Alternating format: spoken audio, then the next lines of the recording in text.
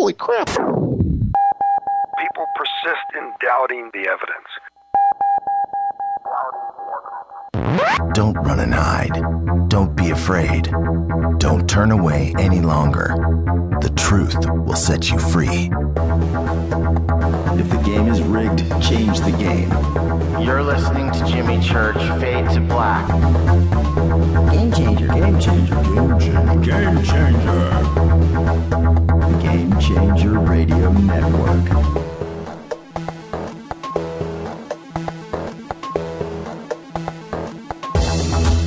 Recruiting all of our apprentices towards Jimmy Church.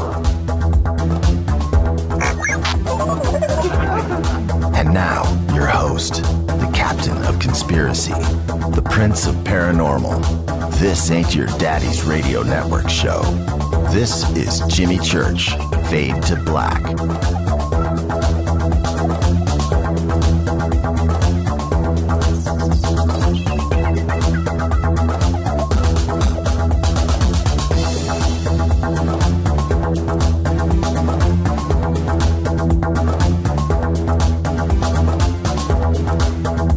Let's go.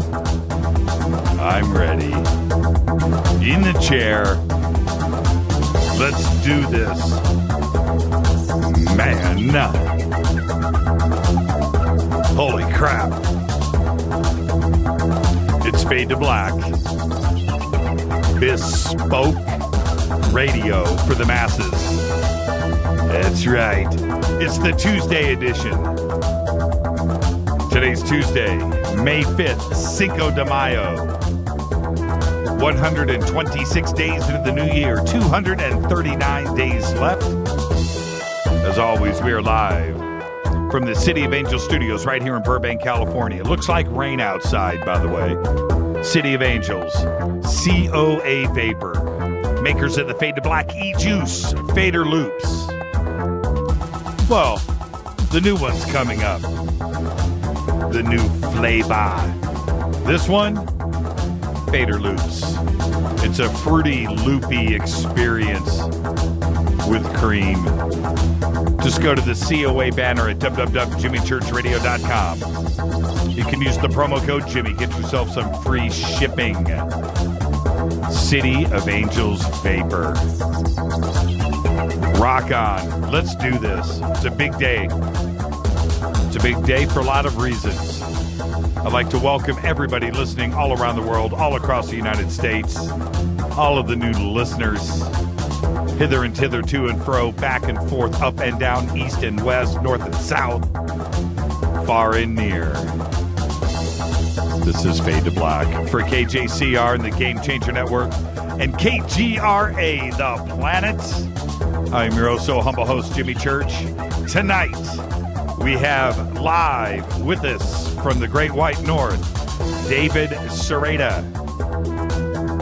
Tomorrow, Richard Shaw and the Torah Codes. Also tomorrow, we're going to get an update from Kevin Randall on the Roswell slides. The big reveal going down right now in Mexico City as we speak. More on that in just a bit. All right. Big salute to the proud men and women in uniform all around the world fighting the good fight for us. For without them, there is no me, there is no you, there is no us, and you cannot hear me right now. Freedom of speech is everything. Just want to let everybody know that I went out today and I bought a Ferrari. That's right. I'm going to post some pictures. I told Race earlier, he's like, man, send me pictures. I said, oh man, it's just, you can't just tell people you went out and bought a Ferrari. That ain't right. I'm going to post some pictures. You'll dig it. Maybe we'll do it tomorrow. It's red before you ask. All right. Church has lost his mind. Yes, I have. Today's May 5th. The big reveal is going on right now in Mexico City. I think the major part of the content is kicked off about 5 minutes ago. The Roswell slides. I made a few phone calls today down to Mexico City to talk to some friends to see what is going on down there. And more on this in a little bit. I'll save it for David when he comes on the show, and we'll talk about that. But it is going on right now, the live pay-per-view. You know what? I forget. I just went, whatever it is, $16. It's a heck of a lot cheaper, and you're going to get a lot more action than you did on Saturday night. That's all I got to say. Oh, man. I should have got it yesterday for $10. But anyway, it's going on right now. And I have to reserve comment because I haven't seen anything. But it was interesting, the feedback that I got today. And you're going to have to sit and wait. But I will. Now, if anybody is watching the big reveal while you are listening to this program, I would like to hear your updates on what you think. You can do that over on Twitter at JChurchRadio. That's the simple way. Go to TweetDeck and hashtag F2B. That is the sandbox. Mark Dunbar tweeted earlier. He said one show in Fade to Black in hashtag F2B has a reach of 1.8 million people. Now, I don't know if he's making that number up or if that is based on something, but do 2, 3, 4,000 tweets in a night, does it have that kind of reach? I suppose it does. 1.8 million? I know there's programs out there that you can go and run and see what the reach is, but wow, 1.8 million? Really? Well, I believe it. It makes sense. All right. I'm so excited. Tonight, David Sereda is going to be with us, and I had a great conversation with him today. One of those conversations, it was the show. We're doing the show. It was like, man, we got to stop. We got to slow down here for a second because we got to save this for the show tonight. But excited. David will be with us, and he'll be with us at the bottom of the hour. All right. Man, I'm so excited. What a great day. May 5th, Cinco de Mayo, party day, lots of things to celebrate. And then the Roswell reveal going on, and then David Sereda tonight. Wow. And then tomorrow night, we're going to have Kevin Randall on for a minute, and then we will have Richard Shaw with us and the Torah codes. Okay. Become a Fader Not today, by the way. Somebody tweeted earlier. I did see that. How many official Fadernauts are there? Well, not everybody can become an official Fadernaut. You just don't do it. Send in some money and get your Fader badge and get your ID and get your super secret decoder ring and all of that. That's not the way it works. To become a Fadernaut, you got to get vetted. You got to get vetted. You are to become part of this very exclusive group. Yeah, it's in the hundreds. I don't know. I don't know if we're up to 1,000 yet. I say we. It's not me. It's you guys. But I don't know if the number's that big. But it's a tough thing to do. You just don't go and get a password and a code and pay for admission. No, it's free. But to become a Fadernaut, you're going to get vetted. You're going to get checked out. There are no yahoos. There's no doofuses. None of that stuff that goes on in the Fadernaut family. But if you think you're worthy and you want to come hang out and you want to be one of us, then you go to faders.org, and then you find out that you can't get in, and you're going to be told what to do. The easiest way, after you're denied your password, is you follow us on Twitter at JChurchRadio. You come over here, jump into the sandbox, hashtag F2B. That's what you do. It's F and the number 2 and the letter B. Hashtag F2B. Come hang out in the sandbox. Get into the feed. Stand up, yell, scream. One of the producers here or one of the other Fadernauts, one of the official capacity dudes are going to come and find you, and you're going to get checked out. But then you get to bust in and hang out. You want to become a Fadernaut? Do it. Faders.org. Faders.org. We are, as of today, check this out. We are 3 weeks away to Contact in the Desert. I was driving down the road over the weekend, and I'm listening to our local talk radio station here, which is KFI AM 640, which I think is like the biggest talk radio station in the world. It's big, KFI AM 640. Driving down the road, middle of the day too, not at night, middle of the day, and I heard an ad for Contact in the Desert. I was like, what? Really? Nori busting out a commercial for Contact in the Desert. How cool is that? They don't need the advertising. The thing is sold out. But it was just cool to hear it driving down the road. It was amazing. I felt like you remember that movie, That Thing You Do? The beginning of the movie where their single is playing on the radio in Pittsburgh or wherever they are, and they start running down the street. That's what it was like, man. I was like, wow, check it out. Then it was over. So I enjoyed it by myself. Contact in the Desert is May 29th through the 31st. Everybody, all of your favorite researchers and speakers are there. You've got, of course, George Norrie's going to be there, Giorgio Tsoukalos, Eric Von Daniken, Jim Mars, Linda Moulton Howe, Richard Dolan. The list is long. Mike Barra. I could keep going. Peter Lavenda is going to be there. And there's 40 or 50 speakers. I could literally spend 2 minutes if I just read one name at a time. And, of course, we'll be broadcasting there, too, Friday night, May 29th. So, please, go to contactinthedesert.com. Get yourself tickets. It's going to be sold out. It's May 29th through the 31st. Joshua Tree, California. Totally hip, totally cool. It's the Coachella of UFO Fest. It's great. You've got like 3-4 main stages. Everybody doing it. All right. Jimmy's Ferrari. It's pretty close. Wait till you see the pics. I'll post them tomorrow. All right. Let's get this show cracking. Today, Adele is 27 years old. Wait, what? 27? How is Adele 27 years old? I'm not buying it. How do you change music by the age of 27? Wow. Adele. Man, she's amazing. Amazing. Adele, 27 years old. Wow. What talent. Monty Python, Michael Palin is 72 years old.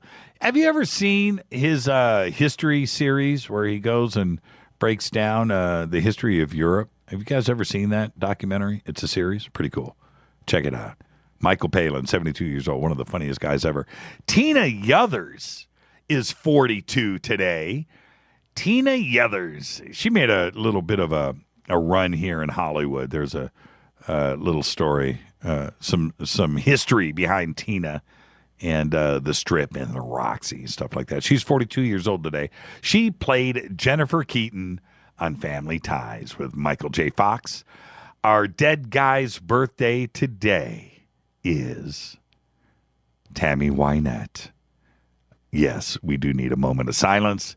Tammy Wynette, 1942 to 1998, died at the age of 55. Widely considered the first lady of country music. Stand By Your Man.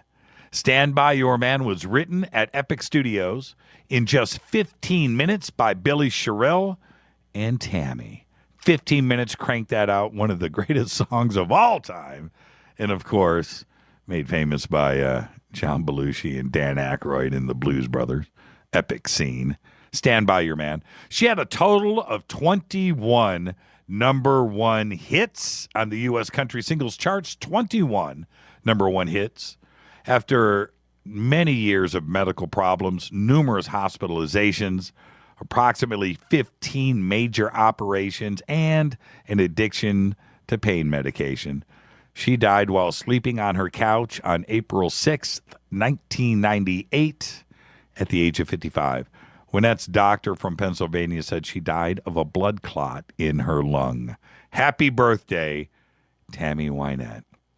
She just figured out a way to write songs. She just figured it out. Write it from the heart, and you're going to make it happen.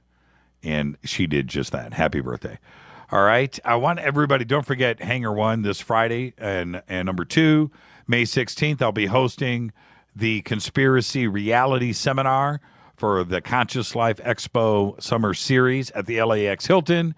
This time around, Sean Stone, Dean Ryan, Laura Eisenhower, and Sharon Schloss. Just go to ConsciousLifeExpo.com. Get your tickets. It will be sold out. And all of you Fader Nuts, come and hang out with us. And I can assure you that after the seminar, the place to be is me, Rita, and the Hilton Bar.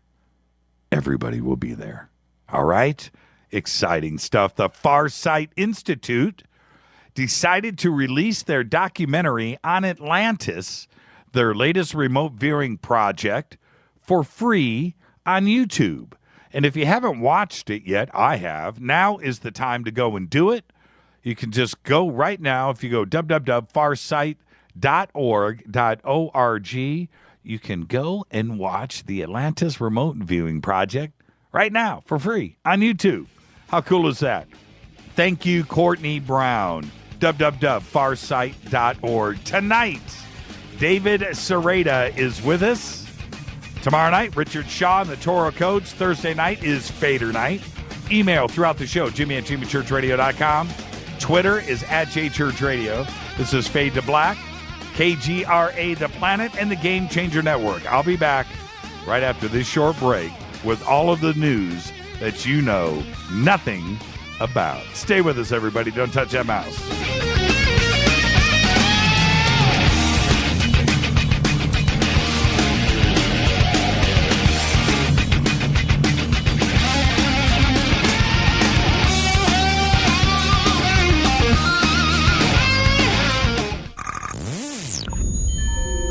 You're listening to Jimmy Church, Fade to Black.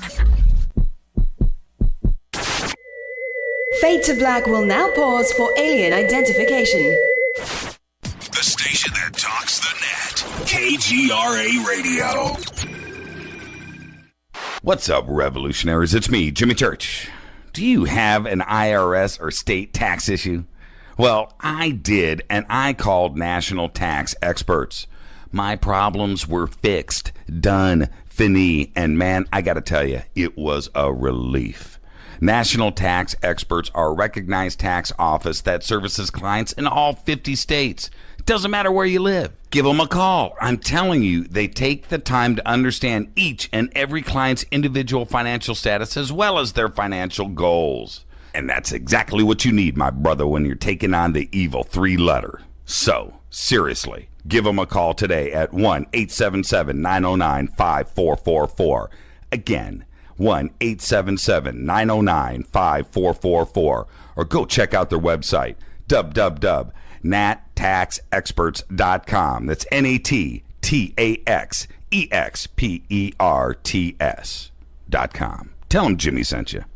9 out of 10 geneticists agree.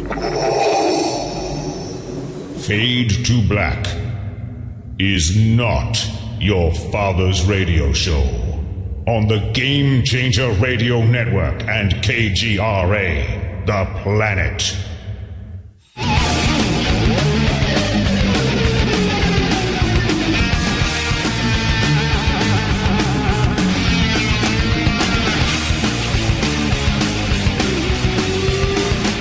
All right, everybody, welcome back. This is Fade to Black.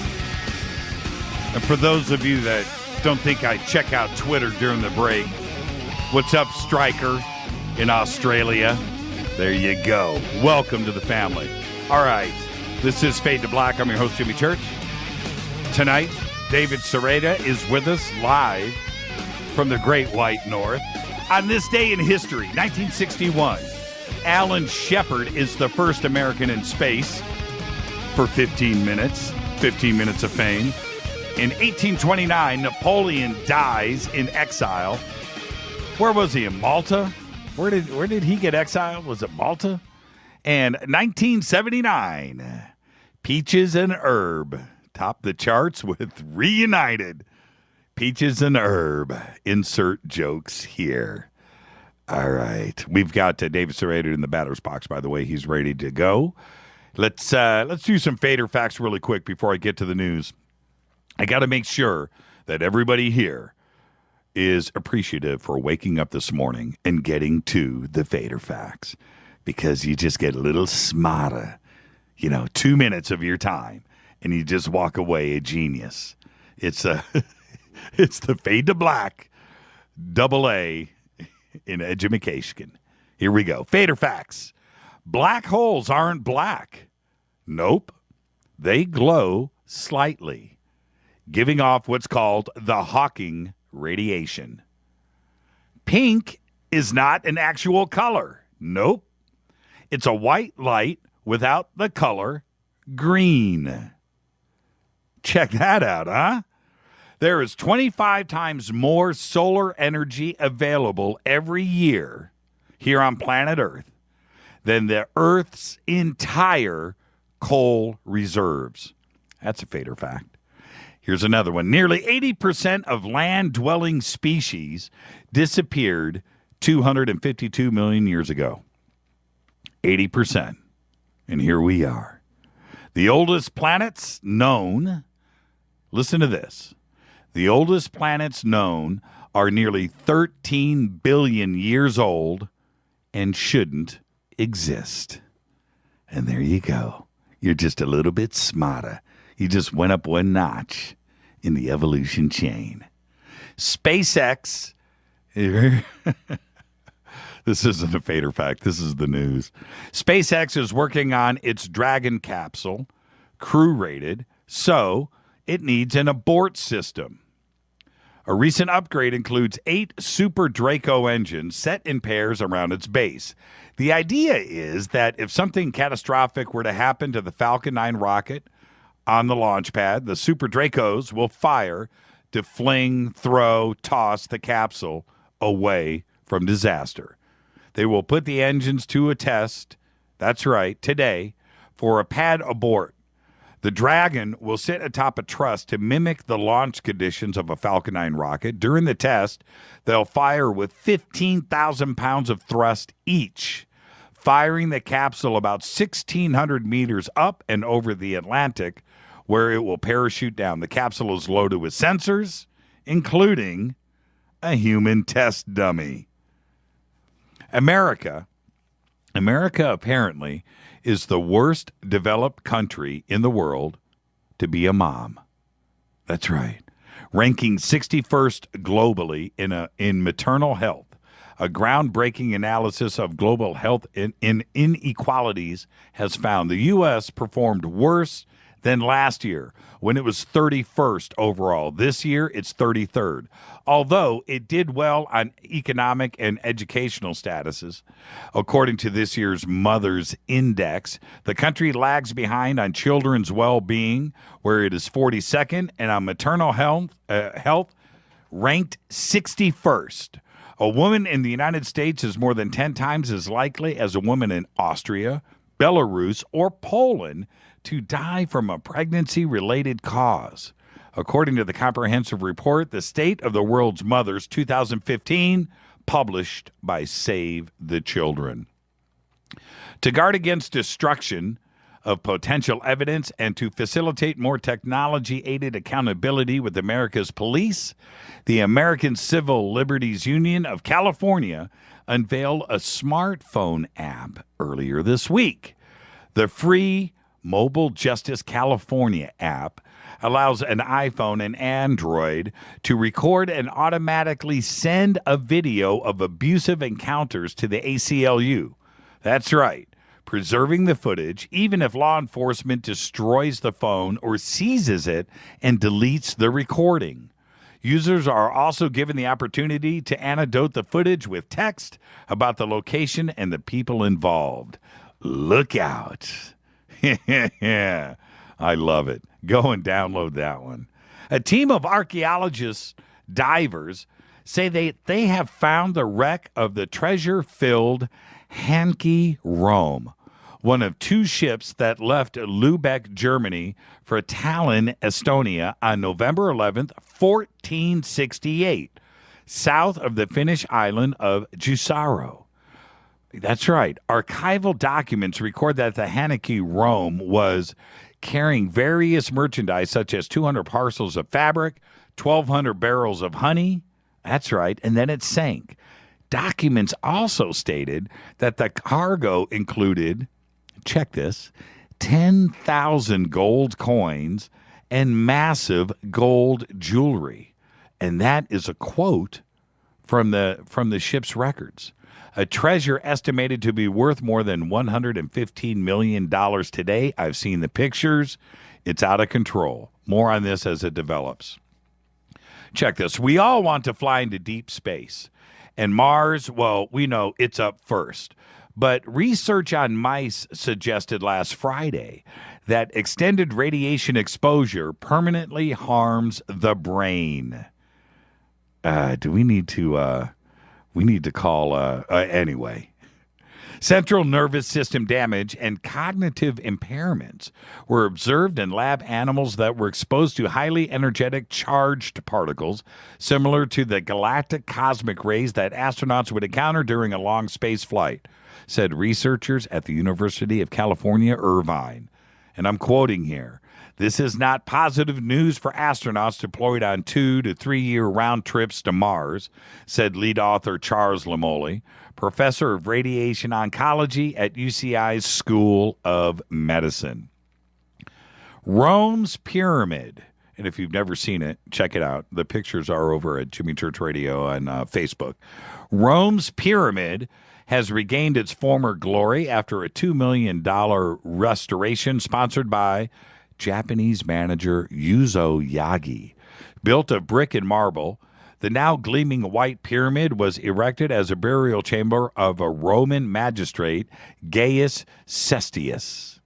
It's the only surviving monument of a series of similar buildings constructed after Rome's conquest of Egypt in 31 BC, which prompted the craze for all things Egyptian in Rome. The pyramid is remarkable. You need to check it out. For the first time since the Large Hadron Collider was shut down in 2013 for its 2 years hiatus, for a power upgrade is fired up again, and it was restarted today, this morning, at 9:30 a.m. CET, 4:30 a.m. Eastern Standard Time here in the United States.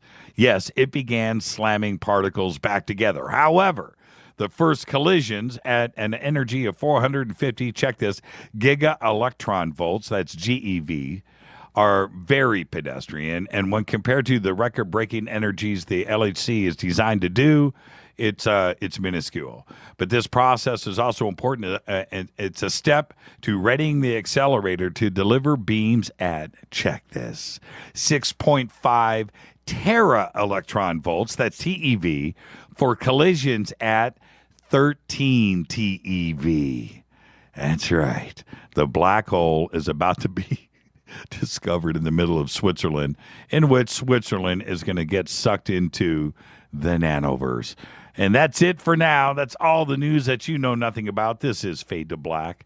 Oh, yeah, on KGRA and the Game Changer Network. I'm your host, Jimmy Church. When I come back after this very short, very quick break, we will be joined by David Sereda.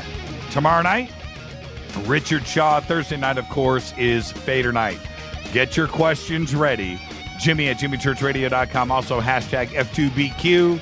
It's going to be a great night right here on Fade to Black. Stay with us, everybody. David Sereda is next.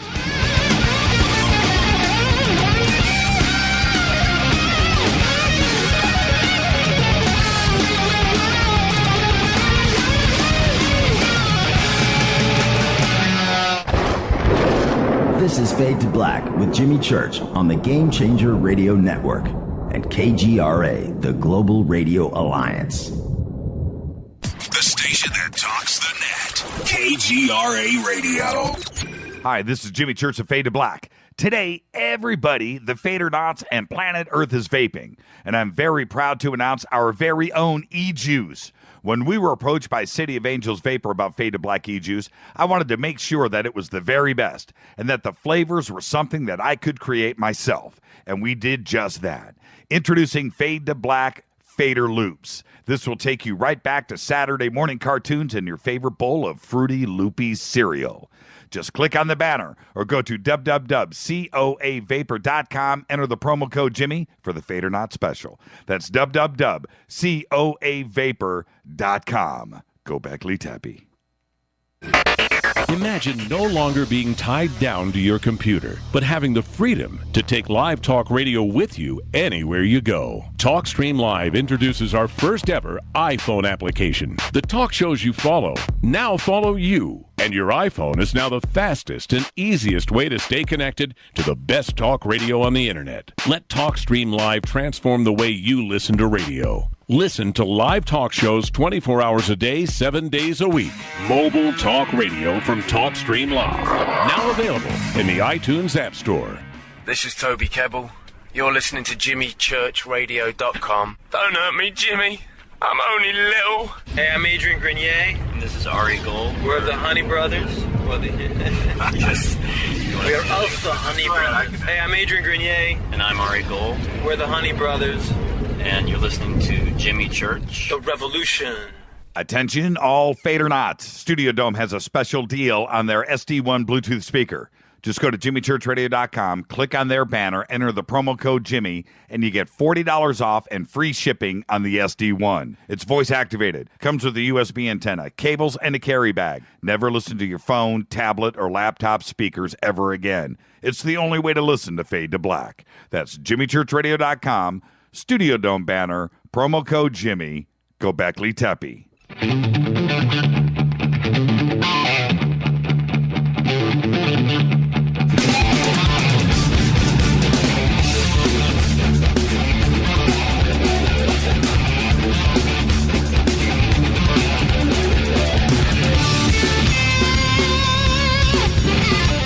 All right, everybody, welcome back. This is Fade to Black, bespoke radio for the masses on the Game Changer Network and KGRA The Planets. Let's do this. Very fired up.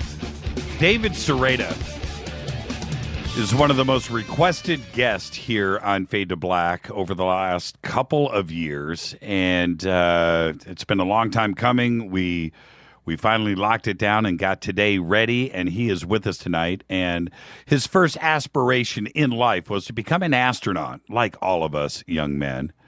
In 1968, David and a friend witnessed a UFO along with hundreds of other witnesses. That was up in Northern California, and we will be talking about that experience tonight with David. After this experience, David grew up as a UFO enthusiast, never living in doubt of the phenomena, and he has swept the world since the Roswell incident of 1947. His interest in space, religion, philosophy, astronomy, and science led him on his career in related fields. He has worked deeply in high technology, on environmental and humanitarian issues, and as a professional photographer for over 20 years. He has studied world religion, science, physics, and the paranormal and psychology for over, you know what, I'm going to change this number here, David, just for you. I'm going to guess and say 40 years. And I would like to welcome to the program for the first time, Mr. David Sereda. David, how are you tonight, sir? What happened? David, you're there. You're live. Okay, yeah, I didn't hear anything there. It disappeared. That's strange. You know what? It's already started, hasn't it? Here we go. I think we just faded to black. Welcome to the program, David. Welcome to the program. And thanks for tracking me down, Jimmy. I'm glad to be here. Yeah, and like I said, you're one of the most requested guests, and it's been a relentless pursuit of the Fadernauts and our audience here to get you on the program, but you're here with us now, and that's the point. And welcome to the program. And I do this for every first-time guest on the show. This is just a conversation between friends. We're sitting in my living room drinking and doing whatever on my couch. We're just going to talk. Where we start, where we end, and hopefully we'll be friends. And are you ready? I am ready. Let's do this. David, for you, I'm going to start here. You have literally tens of millions. I mean, if we accumulated everything across YouTube and the internet, it's probably hundreds of millions of views. Everybody is very familiar with you. But for those that aren't, and we do have a large audience, I do want to start back at the beginning, because the story that you tell about being in elementary school up in Northern California, walking out and witnessing what you did in the sky with everybody else is an extraordinary event. And if you don't mind sharing that story once again, but it was a heck of an encounter. And well, can we start there, and then we'll just go in any direction?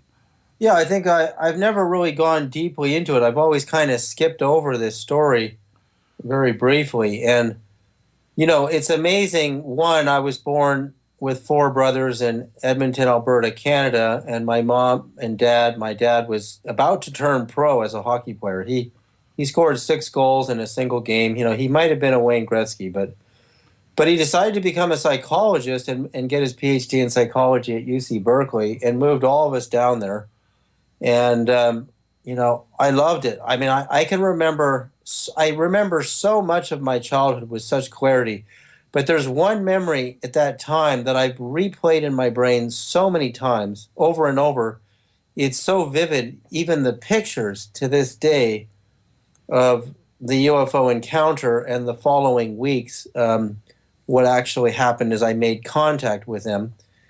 And, I had no one to talk to about it, because there's nobody back then that could understand a child at, 7 or 8 years old. It was 1967 or 68. I don't have the exact year, but I do have my picture from that school year. And I'm walking home from elementary school. It's Cornell Elementary School, which is in Albany, kitty corner to Berkeley, where a lot of the students were living in this university housing complex in the 60s. And, I built model airplanes. I had those Rebel model kits. I made crystal radios at that age. I was very aware of aviation and what different types of planes looked like. I remember seeing the Goodyear blimp. But this one day, very sunny day, everyone's pointing up in the sky and looking up at a clear flying saucer that is definitely totally visible as far as its features. But it's actually featureless. It's this shimmering metal that has a hue of tone that, I'm 54 years old this year, so many, many decades later, I've been able to match the tone to a tungsten or a titanium color of metal. And it's shimmering. There's no rivets. There's wavelets of energy distorting the light around it. And it's clear saucer shaped, double lenticular, like the little dome on the top. It's a classic saucer. And, in those days, I was a Star Trek fan, and eventually started watching My Favorite Martian, too, which is still one of my favorite shows today. In fact, we're watching My Favorite Martian reruns, and my little 4-year-old daughter just laughs like crazy in that show. So she's got a pretty sophisticated sense of humor. And we're watching this thing for 20 minutes, and there are people everywhere. Like, everyone's looking at it. It's not the Goodyear blimp. It's nothing like that. It is so locked solid. It's not wobbling around. It's not, like some of the fake YouTube videos where you see flying saucers flying like airplanes. It's not riding on the cushion of air. It's clearly anti-gravitic. And I am pretending with my friend that I was walking home from school with, and I'm saying, look, you can see USA, USS Enterprise on the side of it, but there was nothing written on the side of it. We're like, what is it? I mean, do we have these things? And I think at that time, I just thought, we must have them. It's got to be ours. I had no concept of an extraterrestrial in my consciousness at that time. And after 20 minutes, it didn't do an acceleration maneuver. It didn't, just change position. It didn't have any thrust. It's the wavelets and the shimmering in a split second, it just shimmered right out. It was gone. It went into an invisible dimension. And I go home and I tell my mom, and my mom was just an absolutely beautiful woman in those days. I mean, she was really, really something. And my dad is, studying and was a young guy at that time, and they just don't know what to say to me. So it's kind of like I keep it to myself. And my mom was in the middle of divorcing my real father because the 60s were too radical for her, and she wanted to raise us a different way, I guess. And she married a science teacher named David Cooper, and we moved to this new house with him in the Berkeley Hills. And it was at that house on Glenwood Glade in the Berkeley Hills that they started contacting me. And they would paralyze my body, but they're not grays. These are completely human, very tall, blonde-haired, blue-eyed beings, and they don't use the word Pleiades to name the star system, but they showed me the star system, the cluster, and they showed me the inside of their craft and how it worked, and they were showing me counter-rotating magnetic fields and certain colored lights going clockwise and certain colored lights going counterclockwise. And they really wanted me to understand at 7 years old. Yeah, I was just going to ask you that. Let me jump in because I don't want to get too far forward. I have too many questions right now. So let's back up a couple of steps here. How long between the event at the elementary school to the house at Berkeley? How much time is in there? Is it months? Oh, it's probably only a week or two. I mean, my mom was already in the middle of the divorce when it was happening, and my dad was not around much. Okay, so you're 7 years old, and this is a lot of information to be handing down to a 7-year-old. So I want to ask you now, was there a reason to present this kind of data and technical information to a 7-year-old? Well, it was clear from them that I was from the same place that they were from. And I had made a commitment to come to Earth in this life that was clearly to be separated from them. And did they hit you with this information? You know what I mean? Was there a direct connection to the both of you, them and you, I should say, and you knew that that's what was going on? Oh yeah, but it was scary for me. I mean, even though they were human, very gentle, very kind, but very tall. Of course, I'm only 7, so even a 6-foot-tall male would seem tall. I can't ultimately say how tall they were, but I would guess 7 feet, and some of them maybe 8 foot. And they were women and men, and they wore, very modern white and silver type clothing. They had me paralyzed one time, and we had a babysitter in that house on Glenwood Glade. And there's the freeway, the Berkeley freeway is going right by underneath us. And I couldn't move my body. For the first time in my life, I was so terrified that I was aware of them, but I had no ability to move my legs or my arms or my neck. And it took me forever to come out of it and just scream. And the babysitter came running down the stairs. She didn't know what to do because my scream was way beyond a normal, type of terror. And they weren't terrorizing me. It's only because they had removed my astral body from my physical electric body, and I couldn't get back in. And they wanted to continue with me, and they did. It went on for weeks. The contacts went on for weeks. Was it the same? Were you aware of? Was it the same ship that you had seen above the elementary school? No, they were. They showed it to me on the inside. And what happened at the time of the screaming and the paralysis is something I don't know. The fear was so intense of not being able to move my body. Right. I would have to be regressed, which I've never done, to find out what was beyond that threshold. But what I do know is I was bonded with them because when we moved to a different district with my new science teacher, stepfather, David Cooper, and I became David Cooper, and my brother, Doug, Tim, and Todd were all Coopers now.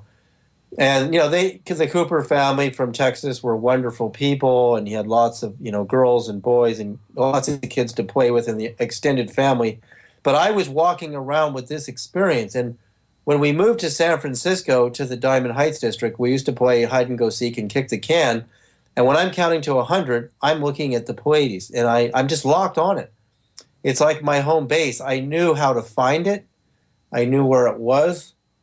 And it was just amazing that I was able to find it, and it lasted a very long time, the privacy and not knowing who to talk to about it.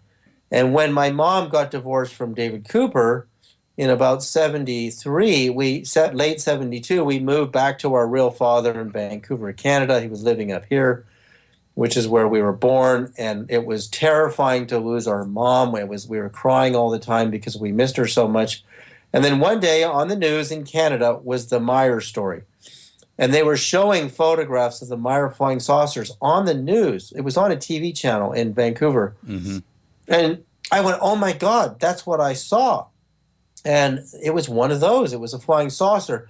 And that was the moment. See, his photographs started in about 72. Right. And he had experiences prior to that as a kid, but the photographs started in, 72-ish. I mean, I don't have the exact date. And I know Meyer's people in Switzerland, and they're very at odds with what the story is we're getting in the West. I can tell you that much. And so it's a very complicated story, the Meyer story, but without going into that, they were from the same place. The ship was slightly different. There were certain Meyer photographs that look exactly like the ship that I saw. And it's interesting that his are only a few years later than mine. And then I had no contact with them.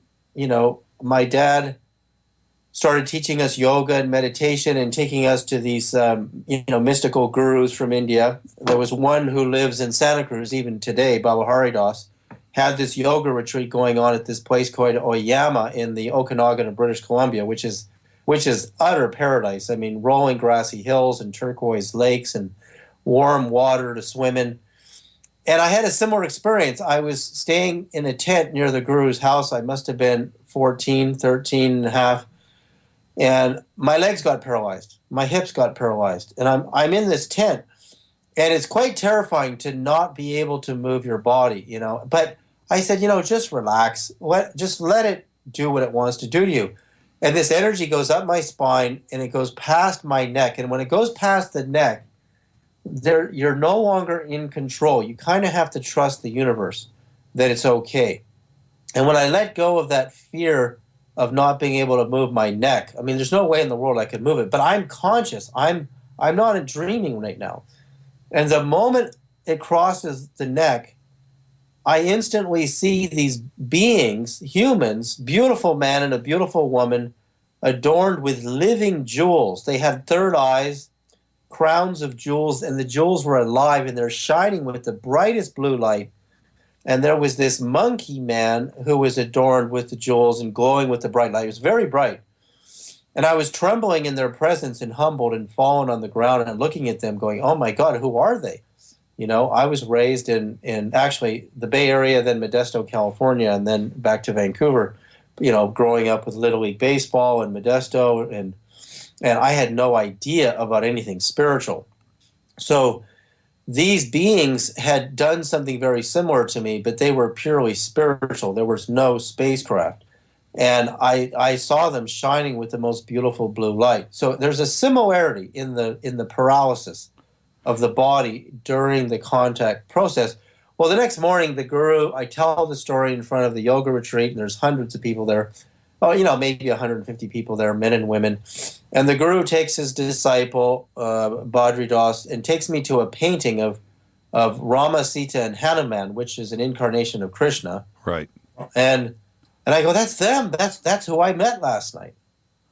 And I went, oh my God, they were so beautiful, and it's real.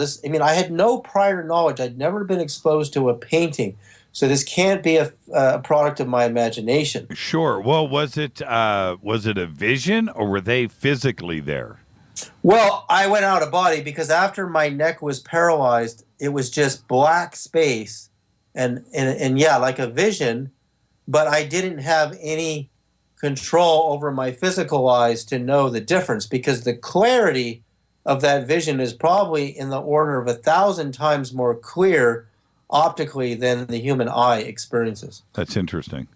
So, I that was the moment when I said, this meditation stuff is real. I had a broken heart beyond belief. I had lumps in my chest. I missed my mom so much. I wanted to learn how to get high naturally through meditation, because these gurus were talking about these states of enlightenment, and you learn all these yoga techniques and breathing and meditation. And I took it very seriously. And by the time I was 18, I was meditating every single day, and I've never stopped or missed a day since. I might have missed 1 or 2 days traveling, but I meditate every day.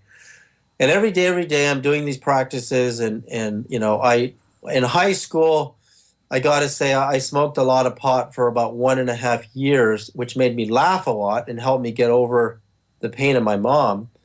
But I said, this is foggy, and it makes you want to eat food, and your eyes get really heavy, and I don't like this feeling. So I really want to just keep meditating. I never touched anything after I started making the commitment to meditate every day by the time I was 18. And then I had my first, girlfriend, which was really fantastic for about 3 years. And she was very into some really far out spiritual ideas and doing the yoga and the meditating and vegetarian food and trying to have visions.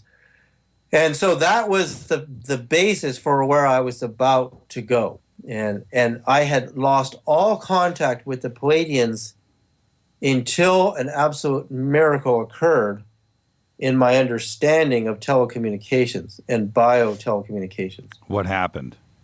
What happened was, it took me a long time to get to this particular point. I mean, many astounding spiritual experiences happened to me even coming up to this point.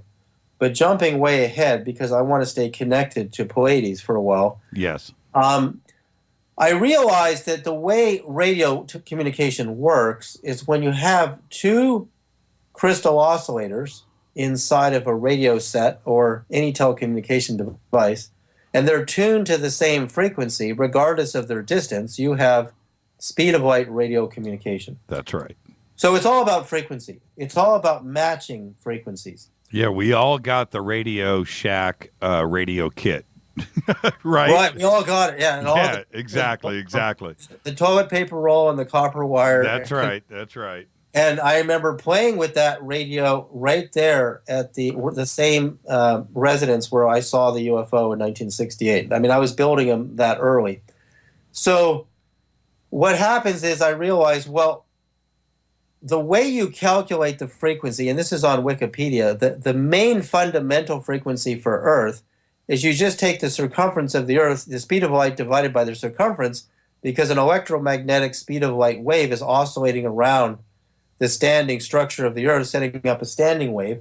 And so if you know the circumference of the Earth and you know the speed of light, you just do the simple math and you get the frequency. Well, because NASA knew the radius of all 9 of our planets, I said they're all doing the same thing, because the way a planet generates its frequencies is you get electromagnetism from the sun and the stars and lightning strikes, and you get all the electrons in the Earth's crust and inside of the gas envelope are oscillating. But the electrons, which is the E in electricity, and the same electricity you can measure on your fingertips in your own body, because we are electrical beings, is traveling at less than the speed of light. Electrons don't move at the speed of light, but they can get really close. But just above the Earth's crust, inside the gas envelope, above an electric signal, you get an electromagnetic signal, which is speed of light. So I did that for all 9 planets, and I was astounded when I was looking at the frequencies of all the 9 planets. I said, those are brainwave states. I said, every planet corresponds to one of the 5 major brainwave states of consciousness we go into. From, Mercury is just under 20 hertz, which just happens to be one of the most healing frequencies to the human body according to Royal Rife studies.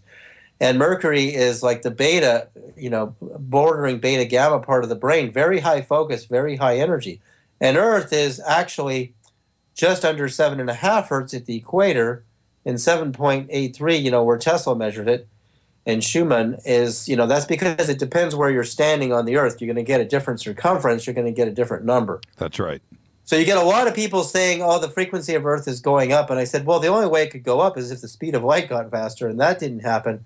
So it probably has to do, if you're in Norway, you're going to see like 14 hertz or more. So basically, I realized that because, all the big planets like Jupiter and Saturn were equal to deep delta brain waves, and Earth was theta, we dream at the frequency of Earth, and Mars is alpha beta, and Venus is theta, and Pluto is, gamma. I went, oh my God, these planets are generating our brainwave states through a process of electrical transference or induction.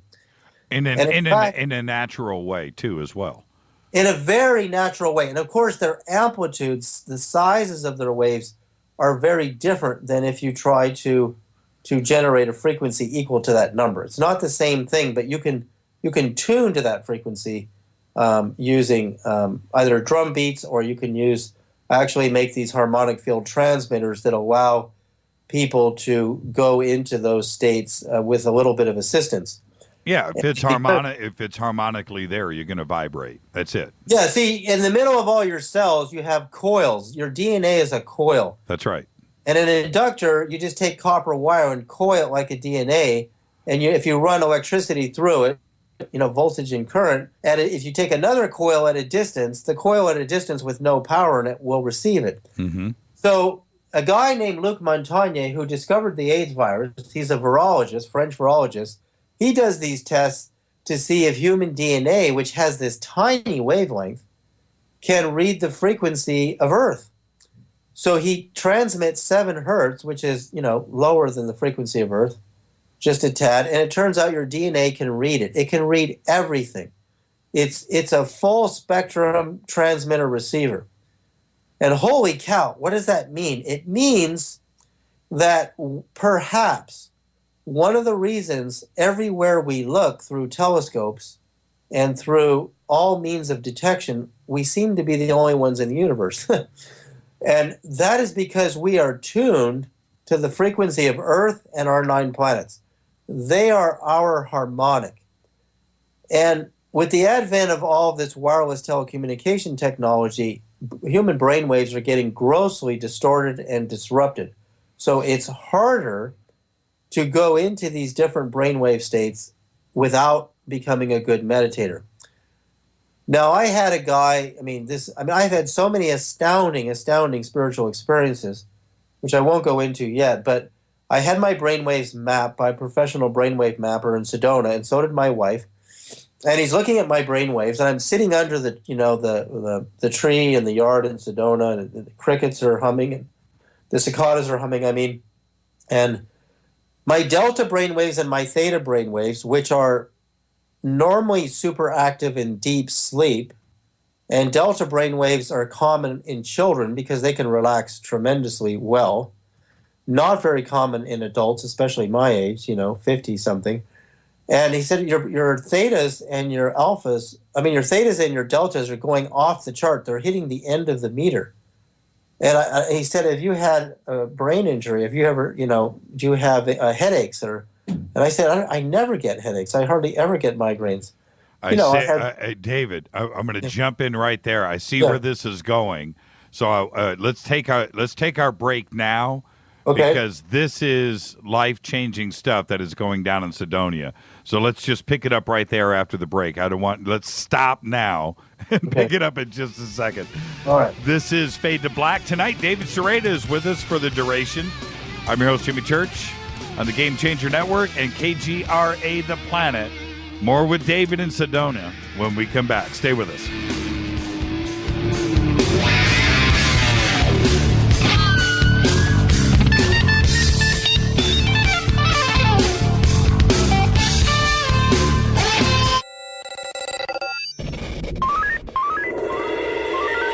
Way out here, we listen to Jimmy Church. You're listening to Fade to Black. Alternative Talk, KGRA. This is Jimmy Church of Fade to Black. May arrives soon, and with it comes another Contact in the Desert. So join me in Joshua Tree, California, for the 3rd annual Contact in the Desert Conference being held May 29th through the 31st. 2015 brings another awesome lineup of speakers, including publisher of Legendary Times, Giorgio Tsoukalos, New York Times bestselling author David Wilcock, journalist and conspiracy expert Jim Mars, former head of UFO Project for the MOD Nick Pope, investigative reporter Linda Moulton Howe, author and contactee Travis Walton, UFO historian Richard Dolan, and many more. You don't want to miss this. Fade to Black and KGRA will be there broadcasting live May 29th. Just visit contactinthedesert.com for tickets and information. That's contactinthedesert.com. ¿Qué tal, mis amigos? Yo soy Mario Carson, el tiburón, y los invito para que escuchen a mi buen amigo Jimmy Church Radio. ¡Claro que sí! Did you ever turn to your radio for your favorite talk show to find that it's been preempted for this? In the air to deep right center. Back goes Lewis to the wall, and it's out of here!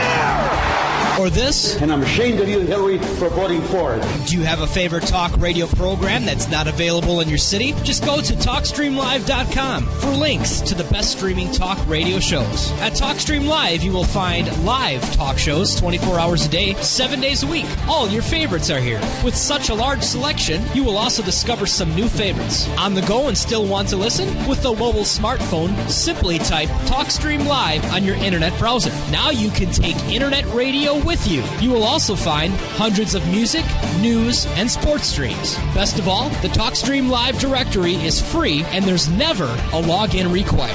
Remember TalkStreamLive.com, the fastest route between you and your favorite talk radio show. You are listening to Fade to Black with Jimmy Church on the Game Changer Network. Oi, oi, I'm Reese Evans. You're listening to Jimmy Church. This is Revolution. The revolution will not be televised. The revolution is on radio. Ciao.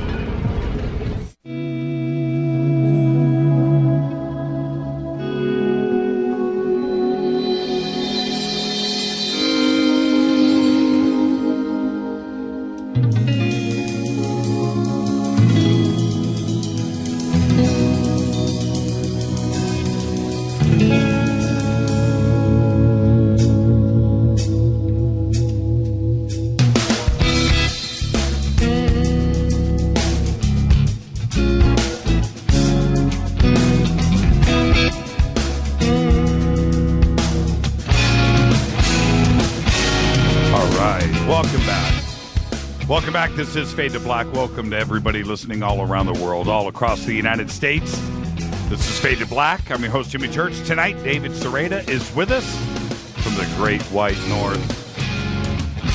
Let's pick up right where we left off right before the break. David, you're in Sedona, and you're having your brain waves mapped. And when he says theta and he starts dropping the planet frequencies, were you aware of this at that point? No, what happened is my brainwave mapper is seeing these huge deltas. And the deltas are, they're very electrically powerful. They can cause, like when someone has a seizure, which could be an epileptic episode or something like a big muscle spasm, it would be a huge delta wave. But my delta waves hit the end of his meter, and I'm perfectly calm. And so then I said to him, look, I'm in control of this, and I'll show you why I'm in control of it, is I can move my focus in my body. You learn this in Buddhist meditation, to scan every inch of the body. So you study the sensations in your toes and your toenails, and you're moving up your feet, and you go through the whole body very slowly. So I move my awareness from my head, the brain, into my heart, my chest. And the heart is always in delta, because the heartbeat, timing of the heartbeat is always, below 5 hertz, usually, unless you're running like crazy. So basically, when I go into my chest, the delta waves go way up. When I go into my head, the delta waves go down, because you have all 5 brain waves going at all the same time. But they become more enhanced depending on what state you're in. Certain ones become more enhanced. So when my deltas are going really big, basically I'm in my chest. I'm relaxing into my heart. And so I said, there's nothing wrong with me. I don't have any head trauma. And this is an important point, because we're going to get into something that borders what some people call schizophrenia. And that is the ability to see spiritual beings with your eyes open. That's right. Which happened to me for 14 years. So I want to clarify, there's nothing wrong with my brain. In fact, I had an EEG when I was a kid in San Francisco, because, we played pretty rough, and my mom had me an EEG, and it was all normal. And I didn't see spirits then.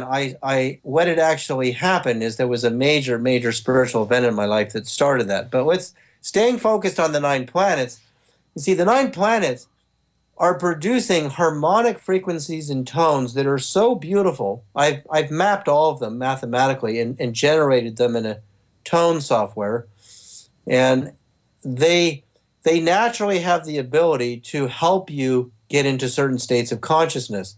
Like, for example, people who are ADD, attention deficit disorder, Mars would really help them because Mars is alpha beta. It's right on the border of the alpha beta part of the brain, which is high focus. And I believe what's causing a lot of the ADD on the planet is all this electrical interference from all these, thousands of satellites and Wi-Fi and microwave towers set up everywhere are not allowing us to perceive the natural frequencies from cosmos.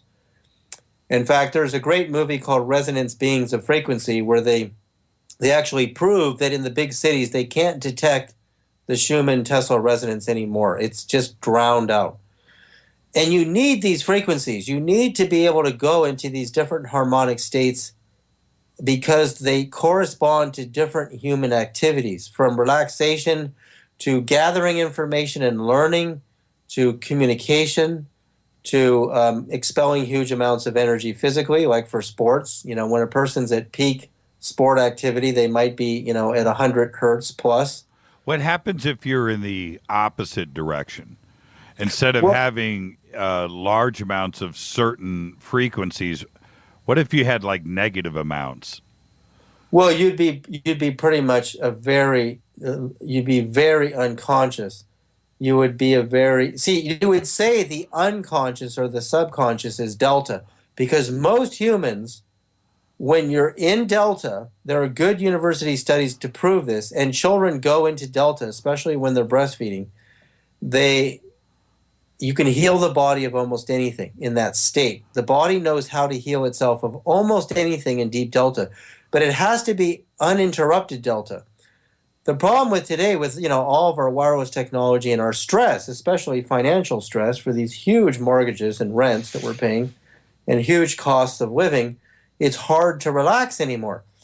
So those deeply relaxed states, which are resonant in the human heart center, are what produce ecstasy, natural ecstasy in the nervous system. You see, your body, and this happens to me on a regular basis now, I can have my physical nerves bathed in so much pleasure and ecstasy I can barely move through meditation. And then the spirit that surrounds the nerves, which is the field, it has levels of ecstasy that are so super bright. It's utterly astounding that through meditation you can go into these super states of consciousness. But children can do it. They can, 1 minute they're laughing and next minute they're crying, right? Because they don't know how to hold these ecstasy states very well because they're not mature. But what we do in our civilization is we take away all the freedom of expression and all the silliness and stuff that kids do, and we try to get them to fit in these boxes so they can perform in these certain jobs, and then you get this mass epidemic of ADD and depression. Well, those levels of depression and ADD correspond with our inability to go into these different states that the planets are trying to tune us into. The planets actually, I have found, have their own musical scale, which is harmonically perfect, by the way. I haven't revealed it to the world yet, the whole scale of the 9 planets, but it's so perfect that there's a goddess named Harmony, and Harmony is the daughter of Venus. And there's this story in Jamie James' book, The Music of the Spheres. It's a very, very well-educated historical accounts of the history of music and Pythagoras and the whole music scale. And the goddess Harmony comes into this wedding feast, and she's wearing this gold and, very, very, this is Italian, Roman history as opposed to ancient Greek history, because she's an Italian goddess. And she's got this instrument made with gold, but it's all wheels within wheels as opposed to strings, as opposed to the Greek lyre, right? Or the kithara, which becomes the sitar and the guitar. Well, out of these wheels, this music is just wells forth, and everyone in the wedding feast is astounded. They've never heard music in their lives, anything like this. It is so beautiful, and it surpasses all the music that anyone has ever heard in the entire, Italian and Greek civilizations. So after the wedding, all these philosophers are sitting down with the goddess Harmony and asking her, how did you do it? And she said, it's all in the ratios of the motions of the 9 planets, of the planets. She didn't say 9 planets because there weren't 9 known then. But she didn't even have a 9-tone scale. I think she had a 6 or 7-tone scale based on the planets she could make calculations of. And that's how she produced this music.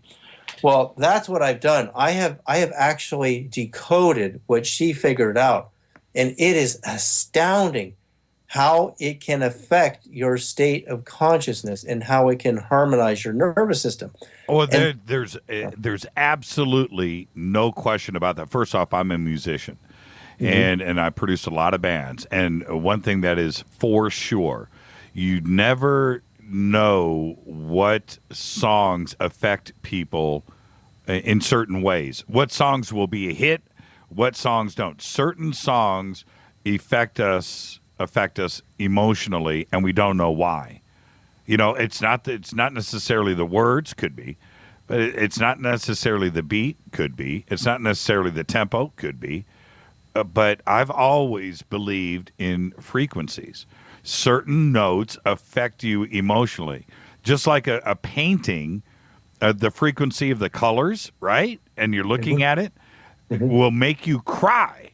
And you don't know why. I mean, will just emotionally cause you to well up, but you don't know. It's nothing that you're even interested in, but you're affected by it, and you don't know why. And the same thing happens with frequencies in music. There's no question about that.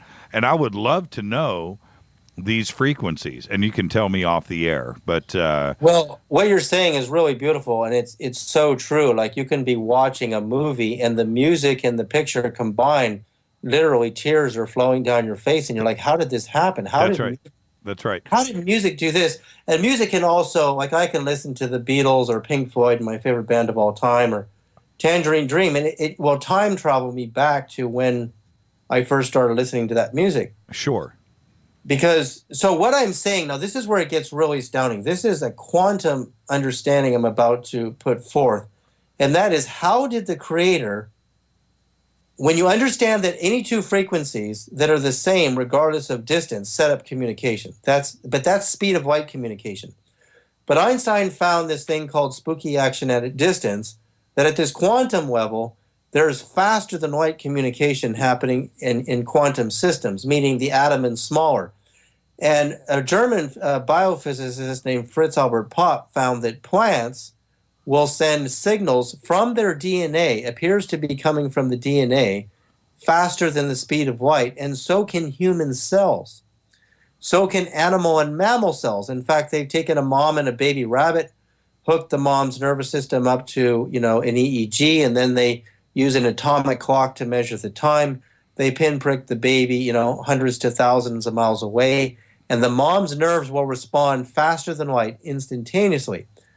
So this function really interested me, because I said the Pleiades are 440 light years away, give or take, because just different stars in Pleiades are different depths from, they're not lying on a flat plane. That's right.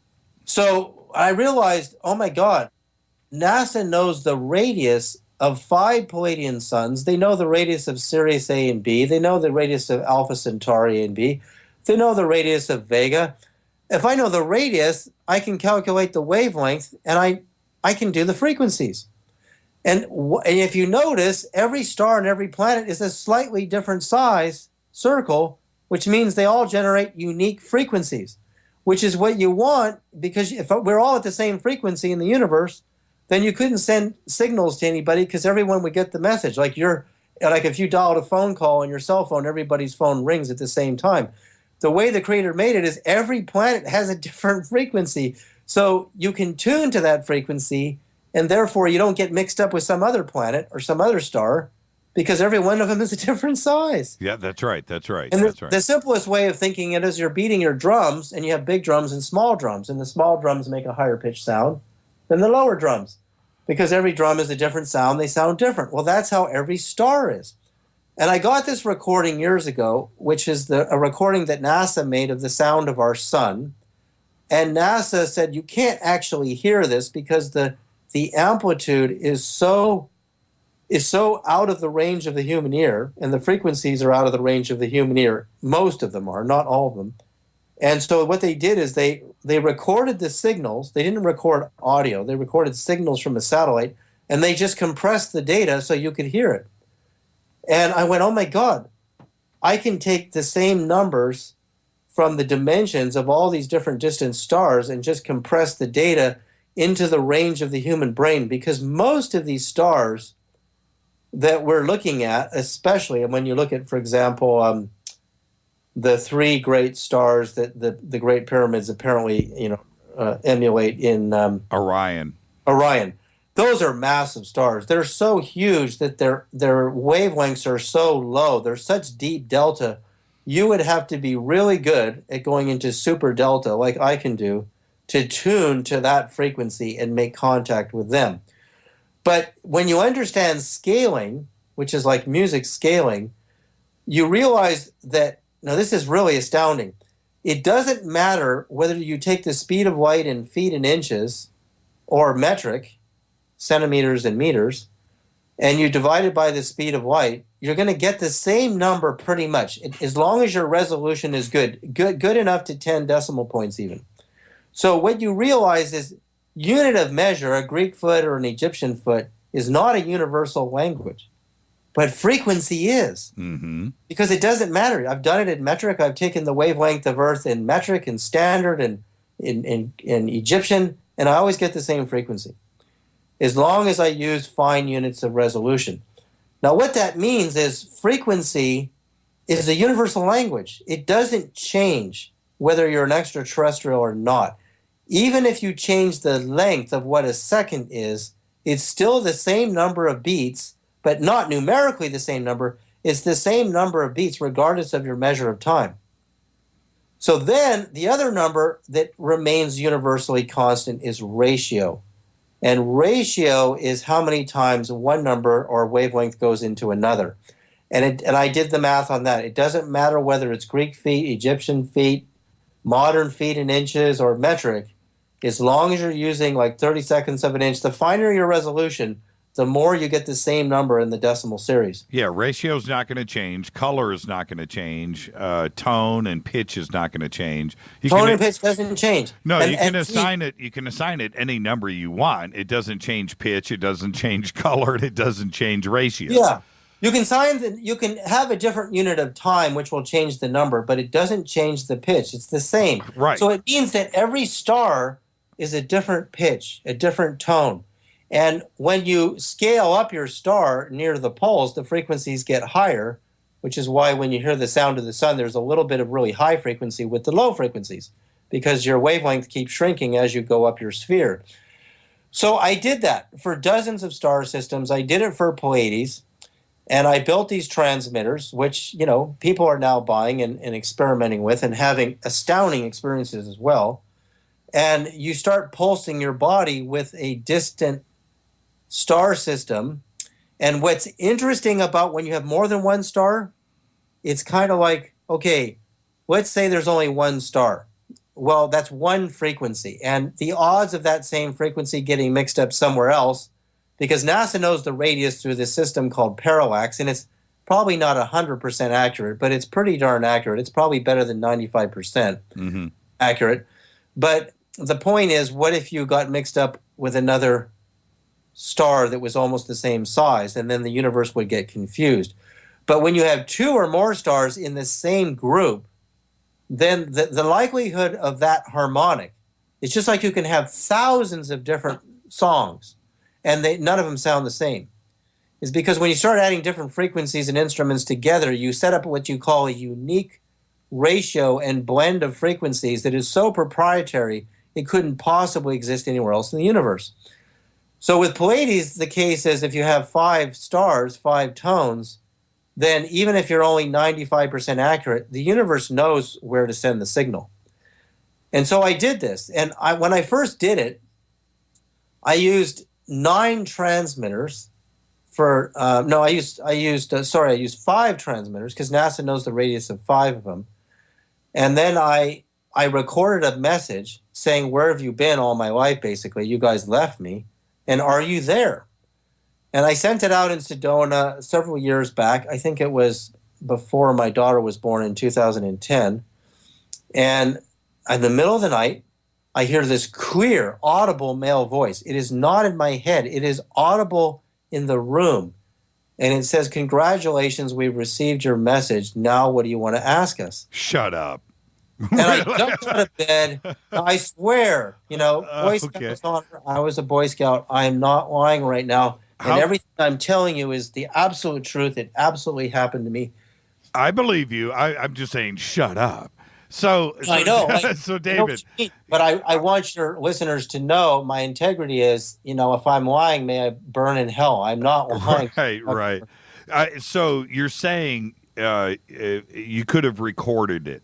It was right there. It sounded that audible. Right. It wasn't inside of my head. Like, if you talk to yourself with your own voice, this was a distinct, super mellow, super relaxed male voice. Congratulations. And so I started recording all these questions. Oh my God, where have you guys been? How come I lost contact with you? And I sent it out through the transmitters. And Pleiades at that time is rising in the east in Sedona, but it's not really there because that's 400 and something year old light. But it actually matters because its light is bonded to its actual position. So even though you're not looking at the real Pleiades when you see it at night, because it's 400 and something year old light, that light is bonded, and the whole quantum bonding thing is a really deep subject. So I all of a sudden they started appearing in my dreams and telling me my whole life how they've been watching me. These two Pleiadian women were shorter with brown hair, not blondes, and they had clipboards in their hand and their hair was up. They're very beautiful. They had no white in their eye. It was all like an indigo blue color, and it was metallic blue, but no whites. And they're very human looking, and they're telling me my life, and oh my God, you were supposed to be way more successful than this financially because you were supposed to build the spaceship that we taught you how to build, and I can't believe your lab, it's not up to par. I mean, this is a shack compared to what you should have had. You were supposed to make these movie deals. And they're telling me that my life basically didn't go the way they had planned it. And I was kind of laughing, going, wow, you guys have been watching me? I can't even believe anybody would even take the time to care about a mere human being who lives that far away. Mm-hmm. They showed me there is a fiber optic super light highway that's been connecting them from Pleiades to Earth for thousands of years. And they literally, some of them don't even use spaceships anymore. I had these two same size Pleiadian girls tell me that they were scouting with their ships in Spica. Now, I've never heard of Spica, the star Spica. I'm not an astronomy guy. I know a little bit, but and my science was not in the field of knowing all the star systems. And they showed me we discovered super water there, and we started drinking it, and it enabled us to electrically cause the frequency of our cells in our body to get so high we can quantum leap anywhere we want without spaceships. And we can jump almost anywhere we want in almost no time. So next morning I wake up and I Google Spica, and sure enough, there's a Spica star in Virgo, and the Pleiadians are telling me they went there and they found superwater. I Googled superwater.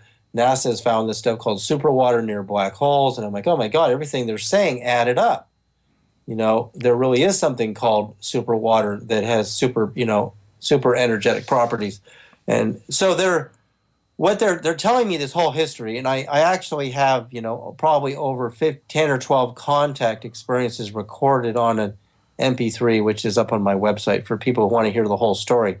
But the point is, the contact, when I use this technology to tune my local field to the same frequencies and harmonics of the Pleiades scaled, and I did it regularly. I wouldn't have an experience every time I did it. But over the course of a year, and I would have the most luck when Pleiades was actually up. And again, it doesn't make sense because that's not where Pleiades really is anymore, but that light is bonded to Pleiades. So it does matter when it's up to us. when Pleiades is visible in the night sky. Yeah, it reminds me of the electric universe. Right. So when you speak of it in those terms, of course they're connected. I mean, it just they're makes quantumly connected, and there's physicists now, some very new work I just posted on my Facebook about these physicists that are realizing when you go smaller than molecules and you go to the atoms and smaller, you see geometries, and beyond geometries, you just see pure entangled particles, and they're finding these entangled particles can explain Einstein's instantaneous telecommunication, faster than light communication, known as action at a distance, because they call them tensors. There's all these tensor networks that connect every subatomic particle to everywhere in the universe. That's right. But what they found is not all points in space-time are so connected in an evenly distributed way. There's real tensors that seem to connect with certain locations in the universe more than others.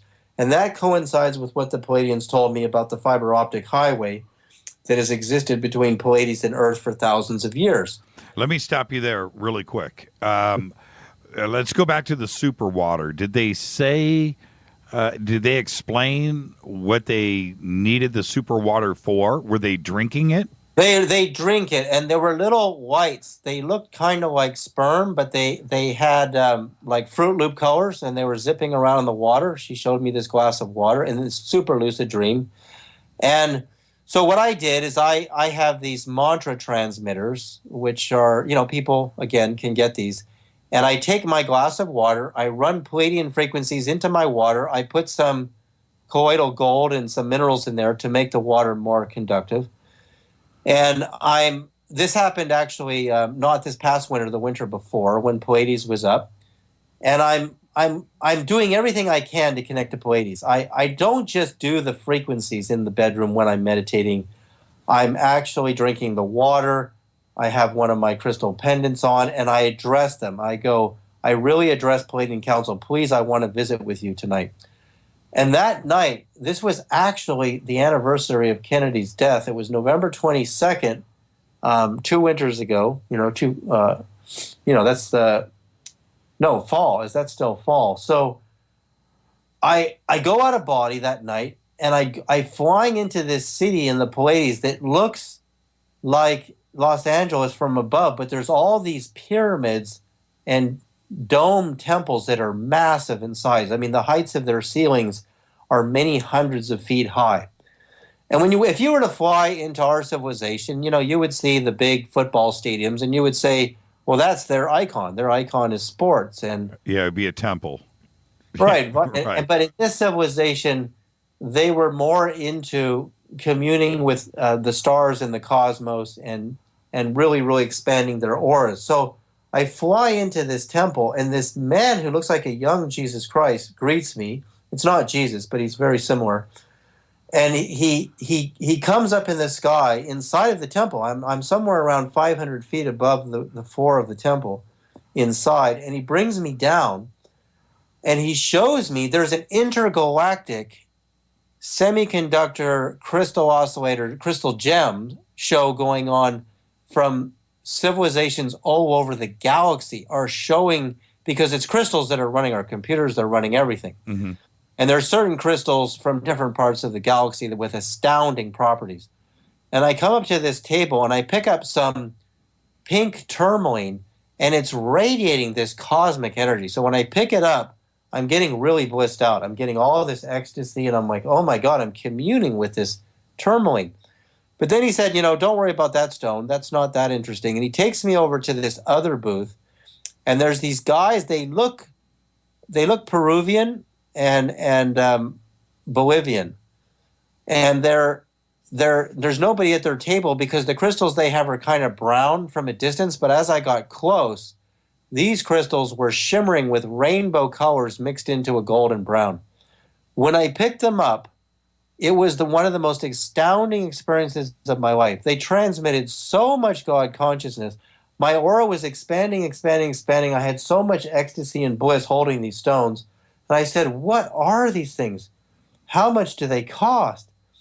And he just tells me that they're very little, like 7 or 8 of your dollars. And I said, oh my God, why so little? He said, well, there's not a lot in your planet that we're interested in, so we're not that interested in your money, but you can have one for that much money. So, this is in the super lucid dream state. I'm so high. I mean, there's no pill, there's no nothing can duplicate the quality of this high. Was it like, it almost sounds like a convention when you say, booths and so was it a demonstration? And I'm going to ask you another question too, and take this the right way, not the wrong way.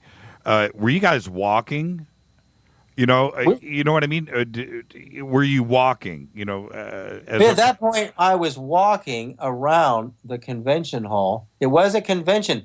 There were people with their spaceships parked outside from all over the galaxy. Gotcha. The convention was happening on a planet in Pleiades. Now, you have to understand, too, the whole temperature argument of NASA, which is quite funny that you have to have the right temperature. You have to understand that if temperature is only difference, it's the same thing as voltage. So if you have a high-frequency energy coming from your star and your body is a low frequency, you have a huge difference, and therefore you get this huge amount of heat or disruption of the electrons agitating in the living organism, and it can cause too much heat, and the membrane can burn up. That's right. But if your membrane is made, and this is really astounding because when I Googled superwater, NASA had found water living near high-temperature gamma-ray environments, and it wasn't dissolving or boiling itself out. So what happens is, basically, temperature is a bit of an illusion. If you become a high-frequency crystal being, you have more. Like, see, we ingest silica, which is quartz crystal. It's in your tomato, your vegetables. If you have more crystal content in your body, and you go into higher frequency physical states, you can withstand higher temperatures. In fact, there are accounts of Catholic monks in the brown, robes going into infernos of these boiler rooms in these giant, churches and temples, and moving logs around, and their students are watching them go in there, and there's no flames engulfing their clothing. They don't get burned, and they come right out. Well, though, just like walking on fire barefoot, which is a pretty tiny little miracle. I've done that. But the point is, this whole idea that everything has to be at a certain temperature for there to be life is nonsense.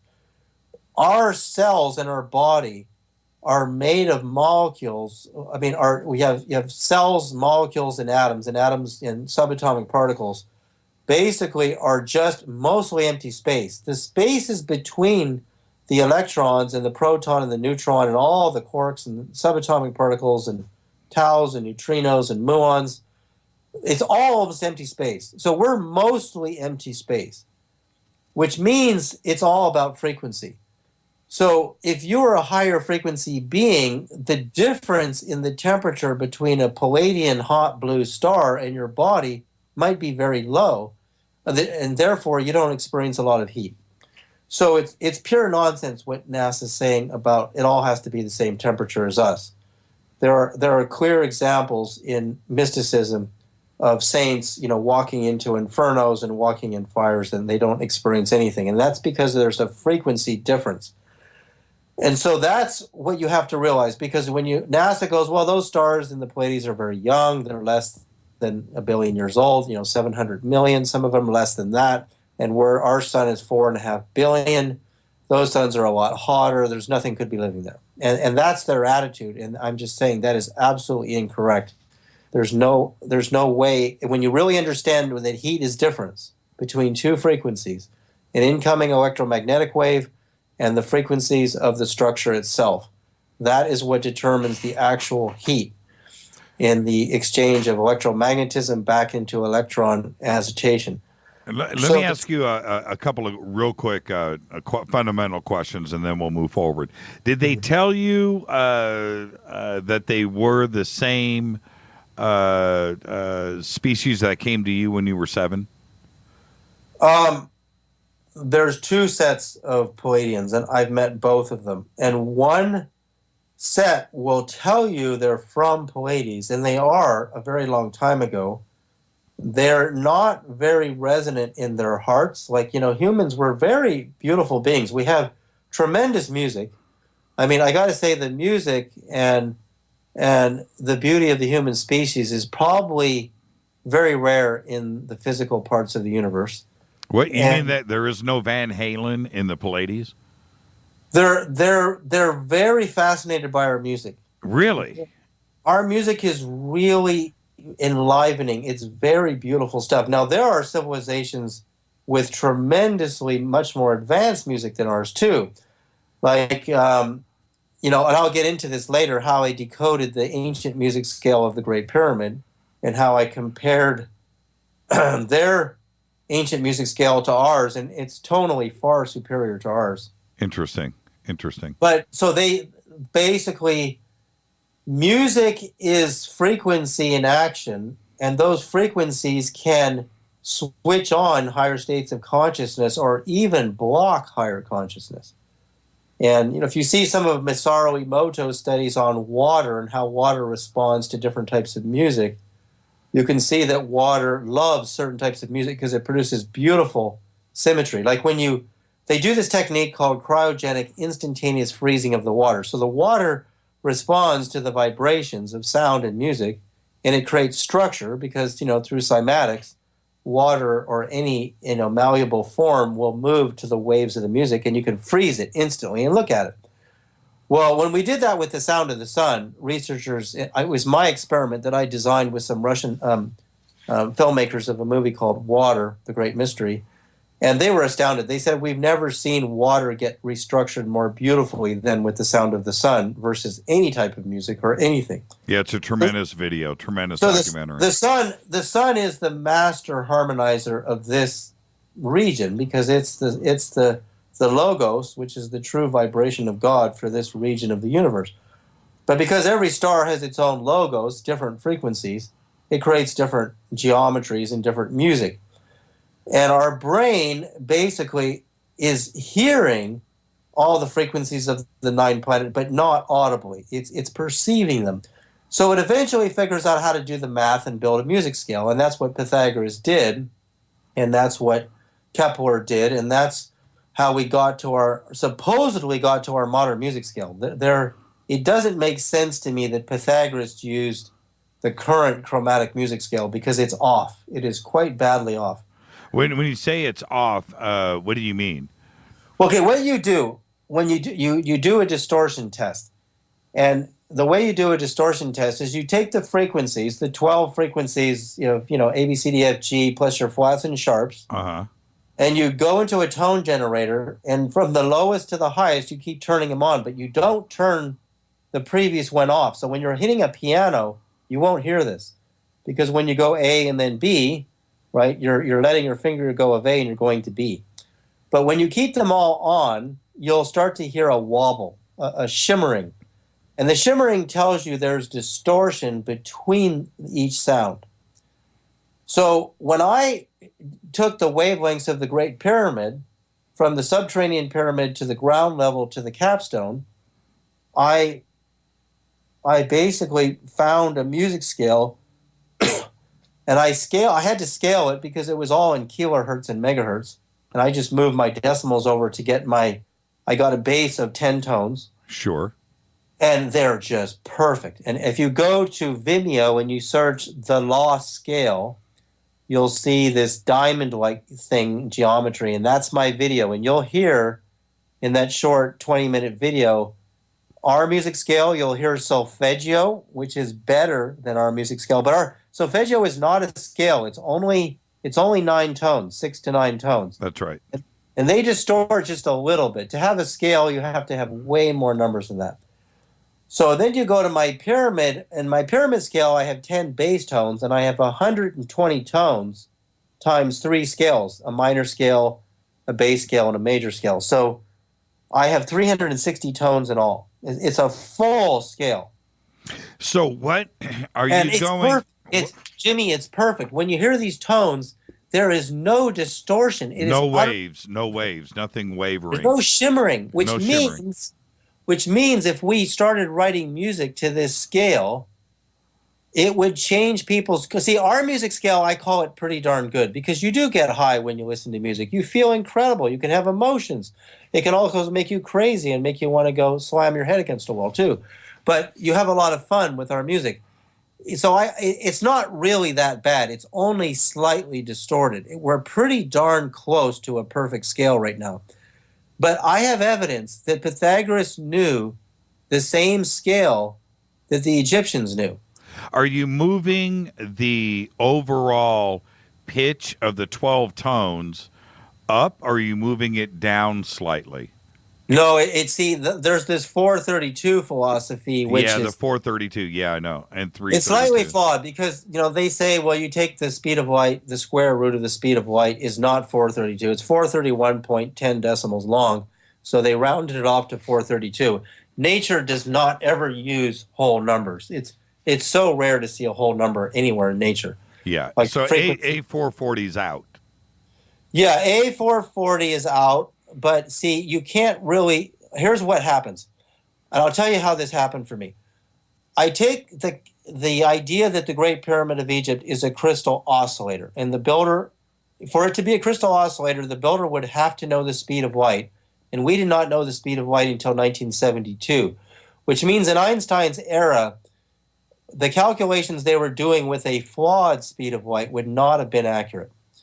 So... what I did is I said, well, in a crystal oscillator, you build layers. And the Great Pyramid has a granite core, which is a radioactive rose granite. It's quite radioactive. Robert Temple went in there with a Geiger counter, and he said, there's definitely good readings here.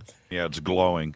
It's glowing. So then it has 2 layers of limestone. So like for example, when you make a battery, you take a zinc, anode, cathode is zinc and copper. You have to create difference, an analog difference, to get electrons to move. You can't just put 2 coppers in. So it's the same with transistors. You layer crystal, metallic, conductor, crystal, metallic. You create these layers. And you do that to get energy to move. So the pyramid had the layers, and there's already the theory that it's a power plant. But I said, this is no power plant. This is an oscillator. This thing is cut and with 4 uneven sides on the base for a very good reason. And the top was cut off at a specific height for a good reason.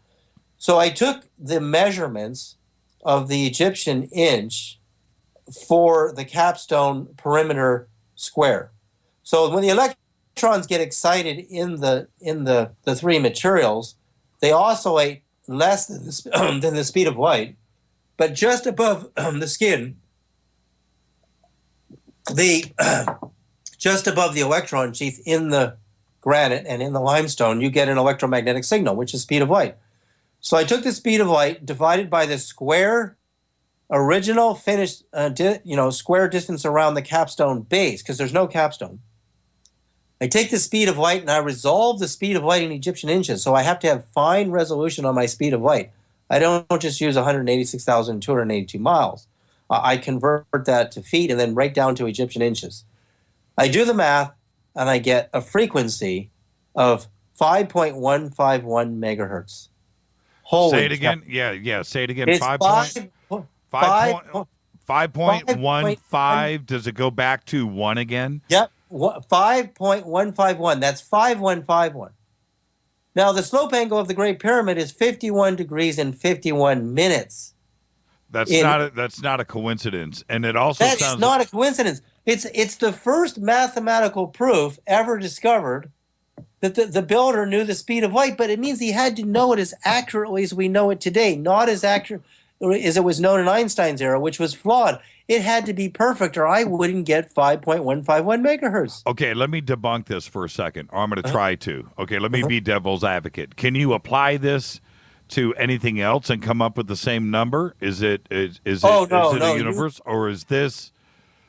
Can I take my desk here in the studio and throw the speed of light at it and come out with 5151? No way. No. You're never going to get that number with your desk. It's your desk is too small. It's going to be high megahertz or gigahertz. Interesting. That's interesting.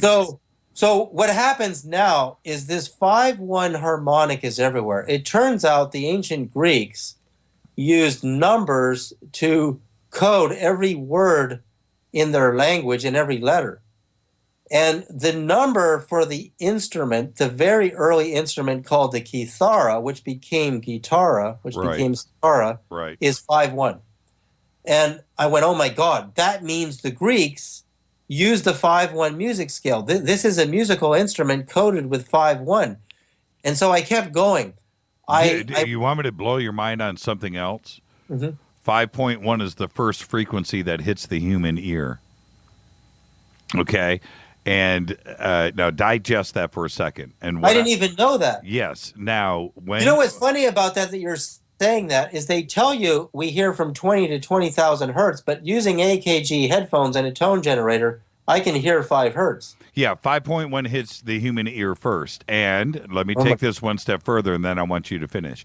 When somebody speaks, a baby learns very young to hear her mother's voice or his mother's voice. That frequency is 5.1 hertz in the scope. I mean, it goes from 1K, up above, around 8K. But 5.1 is the frequency fastest that hits our ear first. So when you're mixing albums and you are trying to get something pleasant for people to hear, you take between 4 and 5.5. 5.1's the magic frequency. You back off of that, and because it becomes irritated because we hear it so easily, and that's the frequency. And you hear it first. You hear it first. So when you dip, when you're tuning your EQ in your car, you remember in the old days you had the sliders. Right, and you would always have a happy face, right? Because you're taking away frequencies that hit our ear first, and that is very interesting that you said. Oh my God! Yeah. Now that this is going to really blow your mind. I said, thanks for telling me that. That is astounding. Yes. Let's keep moving. Well, no, you've already blown my mind 10 times, so I only had to. Well, guess what? I threw one back at you. My C on my law scale is 5.1. Oh, really? Yeah. Okay, now we're getting more interesting. Okay, let's keep moving watch forward. this. This is going to freak you out. So there's an argument about qubits. There's different theories on what a qubit is. So I decide I want to know how long the Ark of the Covenant is, and that Moses, carried. And Moses was raised in Egypt. He studied the old Egyptian gods and goddesses, and they were illegal to worship during his era under Pharaoh. And so I really wanted to know if it was true that the Ark of the Covenant was really an object that was owned by Osiris and Isis and her sister Nephthys, because it was an Egyptian ark as opposed to an ancient Hebrew ark. And I know this is a little touchy subject, but just look at the math, because the math doesn't lie. The most common measurement in the Great Pyramid, according to Peter Le Mesurier, who wrote the Great Pyramid Decoded in the 70s, is 41.21 Egyptian inches equals 2 royal cubits. Now, if you take 41.21 Egyptian inches and divide it by 2, you're going to get a true cubit, because that number is everywhere in the pyramid. It comes to 20.605 Egyptian inches, not 20.625. So this is your true cubit. Now, God says make the ark 2.5 cubits long. So I'm going to take 20.605 Egyptian inches times 2.5 to find out how many Egyptian inches are in the ark. 51.51 is the answer. Wow. The math does not lie. The Ark of the Covenant of Moses is 51.51 primitive inches long, or Egyptian inches. Now, that's the same number. Now, guess where Stonehenge in England is situated? 51 degrees and 1 minute north latitude. Now, remember the case of the British TV station being allegedly hijacked by extraterrestrials in the 70s. And this voice comes on, and you cannot hijack a TV station, not today, and you couldn't do it back then, unless you had a transmitter antenna with 100 times more power than that TV station transmitter. Yeah, you have to override it, overpower it. You have to override it with an inductor transmitter bigger than their signal. And that's impossible, because that TV station tower was sitting at 51 degrees in 1 minute. So you have Stonehenge at 51 degrees and 1 minute to the left, and you slide along the north latitude line, and there's the transmitter for that TV station. And guess what time the hijack occurred? 5:10 p.m. local British time. And then you hear this voice come over. Now, Colin Andrews told me, and he worked in the field of electrical engineering, it's impossible in the 1970s for anyone to hijack a TV station, and it's even more impossible today. So he said there's no way in the world that there's some yahoos that went and did that and just faked this guy's voice, because they took over picture and sound of the TV broadcast. So I'm saying that they're using the same number. They're using the same harmonic number. And it turns out this number is everywhere. All the crop circles in England are sitting between 51 degrees and 52 degrees north latitude. And 51 degrees and 51 minutes is just a tad under 52 degrees, because you have 60 seconds in a minute. It's all six-based math, degrees, minutes, and seconds. So what's the relevance, though, of using 5151 universally? Well, this is where it gets astounding. So it took me years. I actually discovered this when I turned 51. and you're 51 now. I'm 51 now, yes. And so what happened is there's got to be a whole scale here. Pythagoras was so brilliant. He could not have given us the frequencies we're using in the chromatic music scale today. And it's not 432 because nature doesn't use whole numbers. And, we do basically. So we have our chromatic scale. And I'm going to pull these numbers up here, so I will have to hit my keyboard here for a second. Yeah, you're going to break the law. You're a rebel, David. You're a rebel. So where... You know what's funny? We're going to be up against a break here in a second, and there's so many things that I wanted to talk to you tonight about that we haven't even touched, and that's the beauty of live radio in this broadcast. But we've got to get you back on really, really soon so we can touch upon so many other things Yeah, I would love to do several shows with you to really do this right. Yeah, exactly. So here it is. The standard music scale, A is 440, B is 446, cycles per second. B flat is 466, B is 494, C is 523, C sharp 554, D 587, and it goes up. Your C is 551, you said? No, it's 515. I mean 5151. As opposed to 523. You see how that's a whole number? Right. So if you're bringing it down, that's interesting. Watch what I do though. See, when I go to the base of the pyramid and I do the math, I get 4141. And then I find 6161 and I go, "Oh my God, these are only the base numbers of a scale." So you're not even going to believe when I go to the subterranean pyramid, I get 111.1, the 1111. Now, when you go on our music scale, so an octave is times 2. Right. Or minus 50% to go down from 440. So let's go down 2 octaves from 440, which is divided by 2, and you get 110 hertz. So the lowest A is 110 hertz. Now this is only my base numbers because I have 360 tones in my pyramid scale.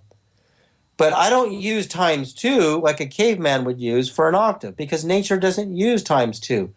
Nature uses phi, the golden ratio, which is everywhere in the pyramid. So I take all my bass tones, and you can see it in the video, and I have an online meditation course where people can actually meditate to these tones and learn how to meditate to these tones and have phenomenal mystical experiences. I just had 220 people take my course, which is not live.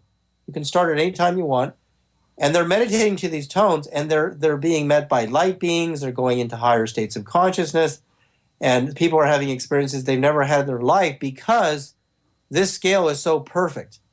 So I take my 515, which is actually a lower C, I do times phi, 1.61803398887 to go to my next octave.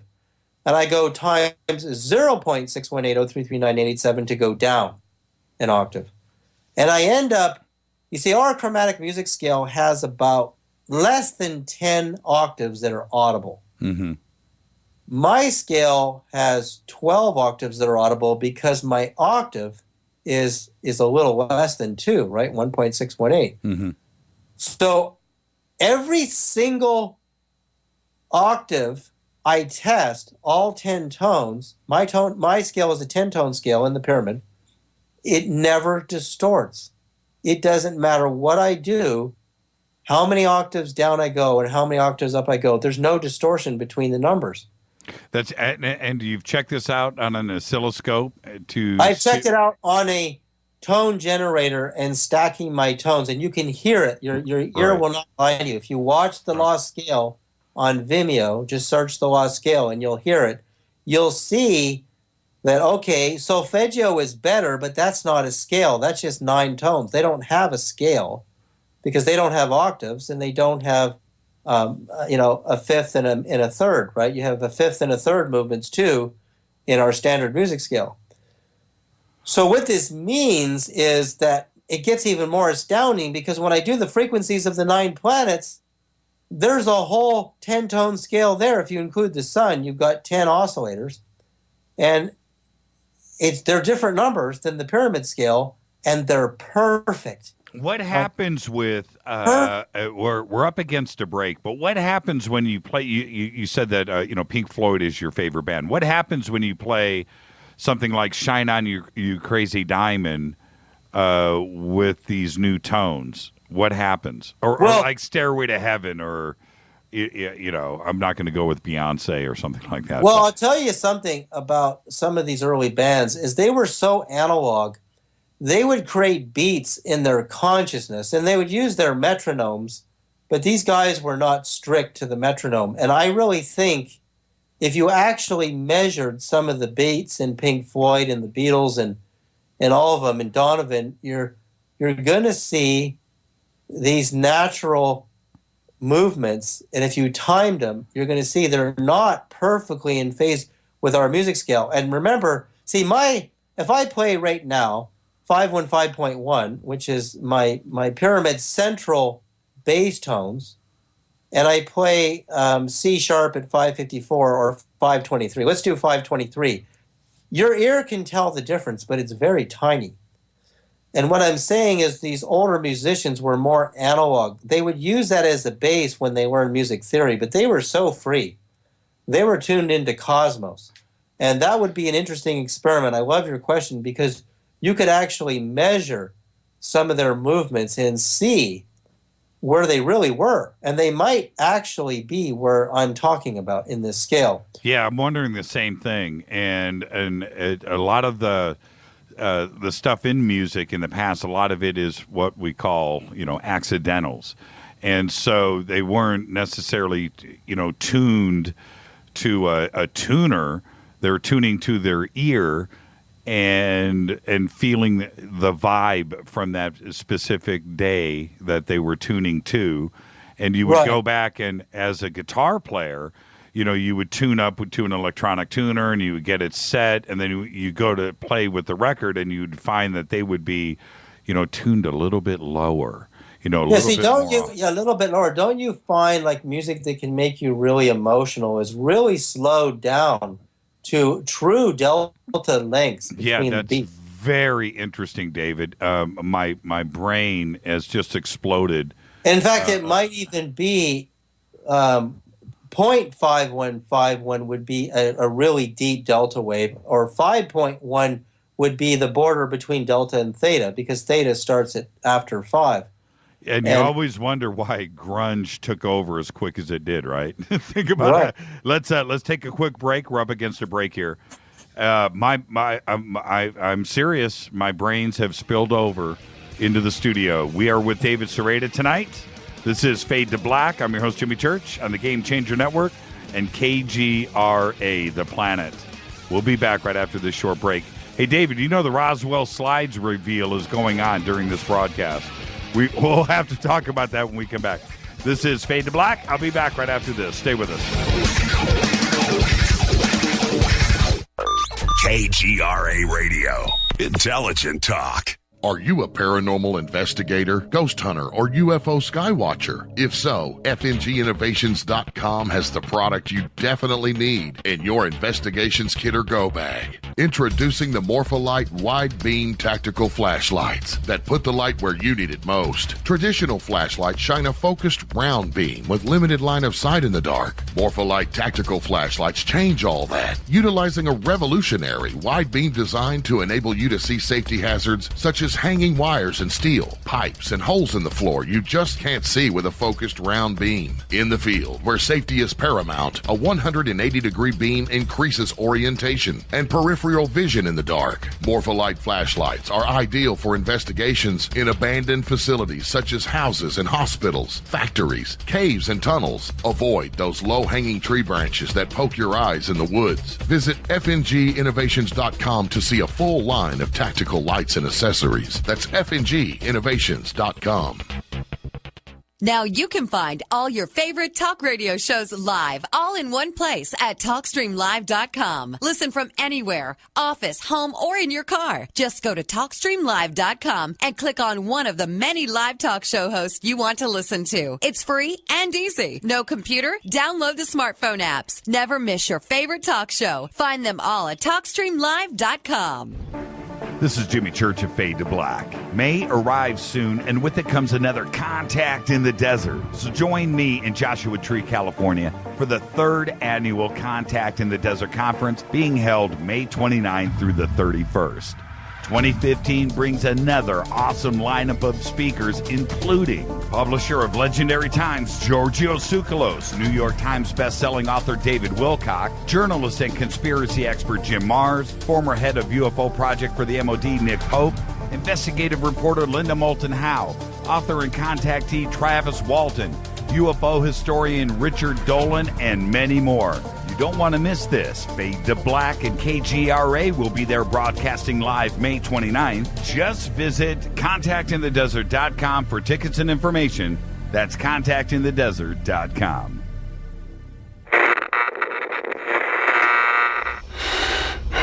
You want to know a secret? I love ponies. I really love ponies. I'm serious.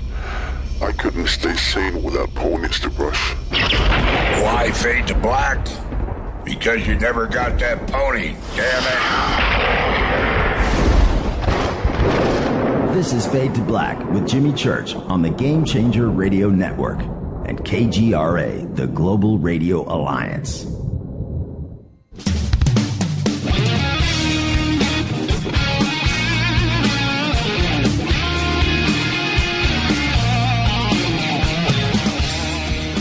All right, everybody, welcome back. This is Fade to Black. I'm your host, Jimmy Church. Tonight, David Sereda, who has been blowing minds, including my own, all evening. David, I got to say, we do on this show every single night, we do somewhere between 2,000 and 5,000 tweets in Twitter, and you have completely blown past that mark. I have gotten hundreds of questions in Twitter, and I've ignored them all. Normally, I'll get to them, and we have got a ton, and our audience is so large and so vast that and I can't ignore them. So I'm going to ask you now. Can we go past? Can I steal you for an extra 15 minutes tonight, and we can get to some? Oh, sure. Okay, no, I'm really into this. I love where this is going. See, what we're talking about here. Once you realize that we're so myopic and so stuck on this idea that music can only be written in the standard music scale. And, there are some other interesting ancient scales that people are using, and some of them are quite good. I have found an ancient Greek overtone scale that is harmonically perfect. For example, in some of the studies of the much older scales. And some of those more perfect scales are non-whole numbers again. Like, see, phi is a non-whole number. So is pi, And here's another interesting fact. If you take pi, 3.14, the long form, times 0.5151, you get phi, the golden ratio, 1.618. And you realize that this 5151 thing gets so deep that it's actually a code for, like you said, a baby and a mother first, when sound travels, they hear 5.1 hertz first. The wave gets there before the other frequencies. That's right. And you realize that this is a universal truth that these ancient Greeks discovered because they named the Kithara, its numerical value is 5.1. And that means they knew these numbers in a music scale, and this was probably the true Greek scale. Because I gotta stop you right there. Yeah. Right there. Area 51. Right. Coincidence then? Exactly. And the pyramids at Area 51. It's funny, I didn't put the Area 51 thing in my video because I didn't figure that out until after I did it.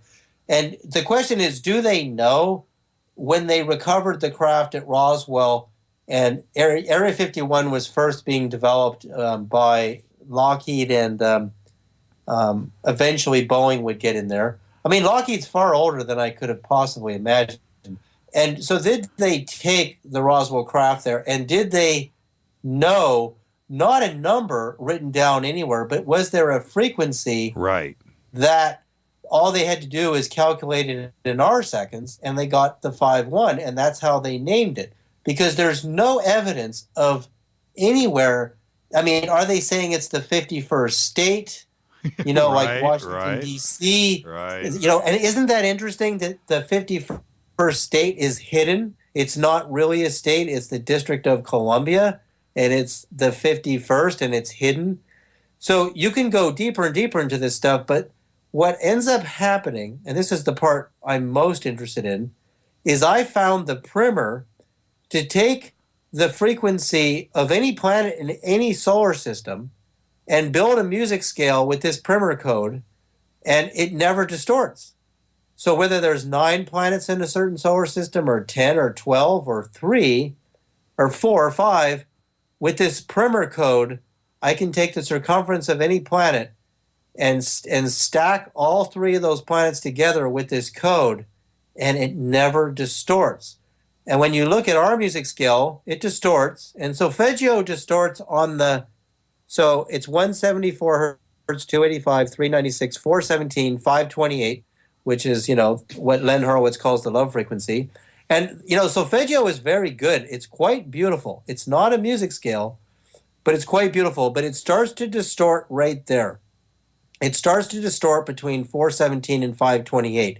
But it doesn't distort as much as even ABCDFG. So if I tone test, forget the flats and the sharps, and I just tone test the chromatic music scale ABCDFG, they distort. So it doesn't matter whether you take out the flats and sharps, it still distorts. But if you pick an overtone, there are certain combinations of flats and sharps that are harmonic. And there's a way to tiptoe through the standard scale that's harmonic. But what I'm finding is every star and every solar system in the universe knows the primer code, and they all have their own music scales. So imagine all the music to all these different scales that we're missing, that we're not experiencing the emotions and the feelings of and the bliss, because we're stuck. You got to learn just this music scale. You can't learn any other scales. It's perfect, and there's no reason to look at anything else. Is there communication between the star systems at these frequencies? Music-based? That's what your DNA will send a faster-than-light signal, and so will a plant. So all you have to do is give your DNA the harmonic of a certain star like Alcyon and Pleiades. And when I scaled the 5 Pleiadian stars that NASA knows the radius for, they don't know the other ones because there's 2 stars too close together in the optics, and they can't get the radius. So it's not that they can't see it; they just can't get it exact because the 2 stars the light is bleeding into each other. Did Jacques Vallée and Steven Spielberg know this when they did Close Encounters? See, now what I loved about that's my favorite movie of all time, by the way, and I love the fact that frequency was the language they chose to communicate with us. Exactly. And that makes the most sense, considering frequency and ratio are the only 2 numbers in math that remain the same. Fascinating. So that's where this all goes for me. What I'm doing now is on my website at davidsereda.net. You can go to this section where you can You can download the scaled versions, which means I scale it, compress it into the audible range of the human ear for multiple star systems. And I'm working on more and more star systems all the time. And what I'm doing is I want, it's kind of like remote viewing with frequencies. Try to understand that we remote view now with a blank target that gets placed in an envelope, and you don't know what the target is. But you don't. What I have people do is they use my wands or my harmonic field mantra transmitters, and they pulse the frequencies in their room when they're sleeping. Now, I've had several people who've never had an experience in their life do this, and some with a little bit of previous experience. And I had this guy. I mean, it took him a while. He's an amazing guy. You know, he got my mantras, he got a wand, and he emails me, and I talked to him on the phone, and he said, I was running, he goes, I don't know what frequencies I was running. I was running so many of your frequencies all night for like a month. And all of a sudden, I'm dreaming I'm on this giant spaceship, and he meets the Andromedan Council. And I said, how did you meet the Andromedans? I don't even know where that frequency is, because you can't calculate the frequency of Andromeda. It's a galaxy. And you wouldn't know the frequency inside. So somewhere inside of my pyramid scale could exist a number that was playing at that exact moment when he had that dream. Interesting. And I've had the same thing happen. I've met beings from, I've seen them right in front of me. Now that's the next subject that I'd like to cover kind of briefly, is that starting in the year 1994, and I was a hardcore yoga guy, meditation, doing a lot of Buddhist meditation, a lot of meditation.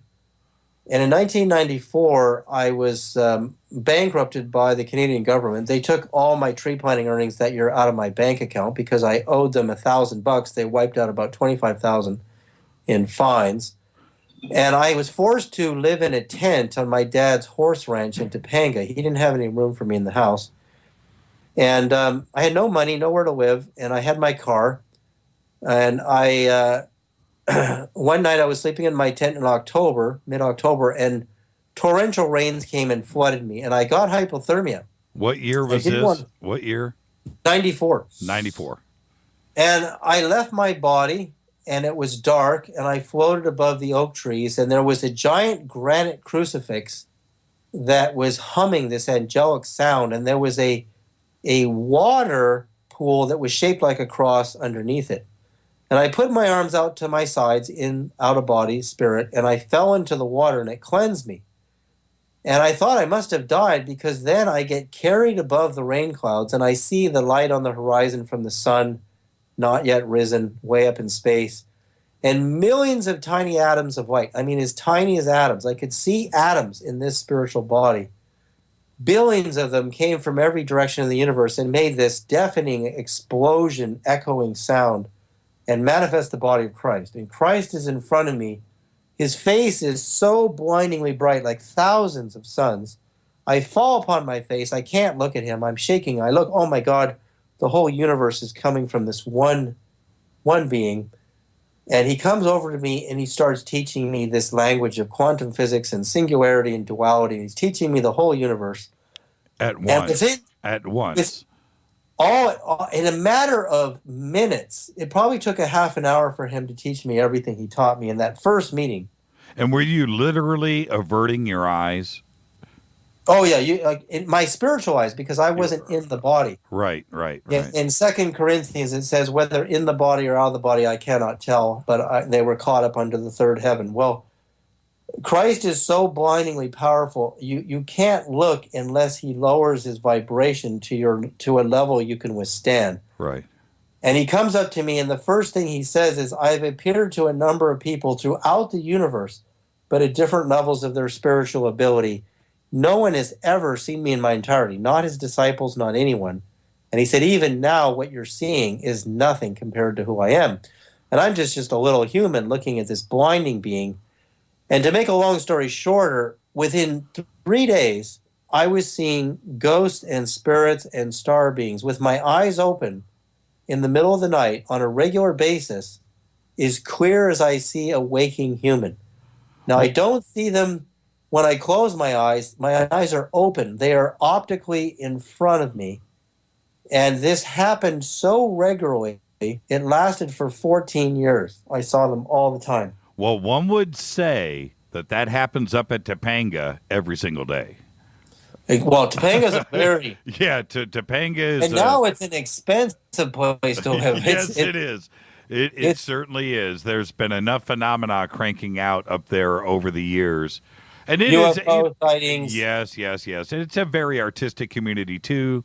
And spiritually, there's definitely something going up at Topanga Canyon every single day. And I'm not making light of it. You know exactly what I'm talking about. Well, I was so freaked out when this happened. I'm like, I can't believe how powerful that one being is. It's unspeakable who Christ really is.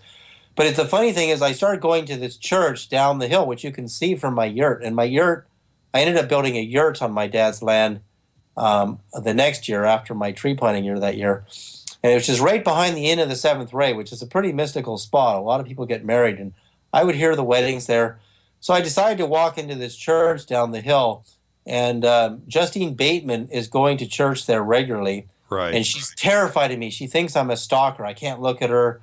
I'm like, you have no idea why I'm here. I'm here because I met Christ, and I want to tell the minister of the church. And he doesn't care one bit, this guy. He's like, he doesn't want to hear my story, him and his wife.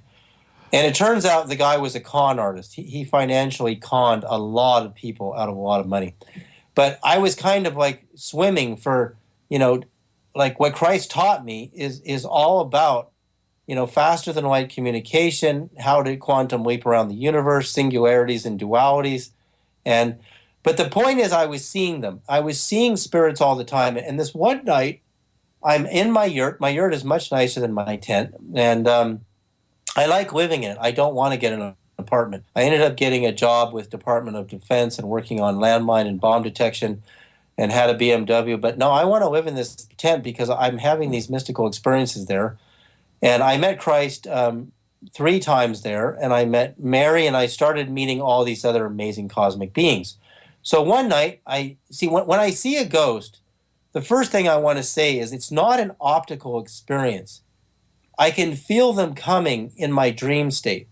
There's a static electrical charge that basically transfers through inductance a huge amount of electrical energy into my nerves. So I bolt out of bed like a lightning bolt.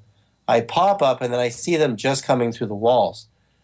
Because they're not in a physical container body, you feel them empathically so deeply that it's quite shocking to feel who they are rather than just look at them. Well, what are you seeing? Is it light? Is it dark? Is it physical? Do they look, do they have a human shape, or are they just human? I mean, what is it? Some of them are deceased humans, including family members. Some of them are people I've never seen. But this particular time, there's 3 balls of light as big as beach balls, and one is a pinkish fuchsia, one is a purpley blue, and one is this pearly shimmering white. And they're cracking jokes with me, and they're laughing among themselves. And I'm up. I'm looking at them. I have a 4-posted bed. I've got these 12-foot ceilings in my yurt, and my desk and my meditation pad, and they're joking around. But they're balls, and they're talking English. And they said, they break up their jokes among themselves, which I didn't pay much attention to. And they said, we're Octurians. And I'm like, what's an Octurian? And they're joking around more, and they're like, they're kind of like poking fun at me about my meetings with Jesus because they know him, and they're trying to loosen me up because I'm really scared.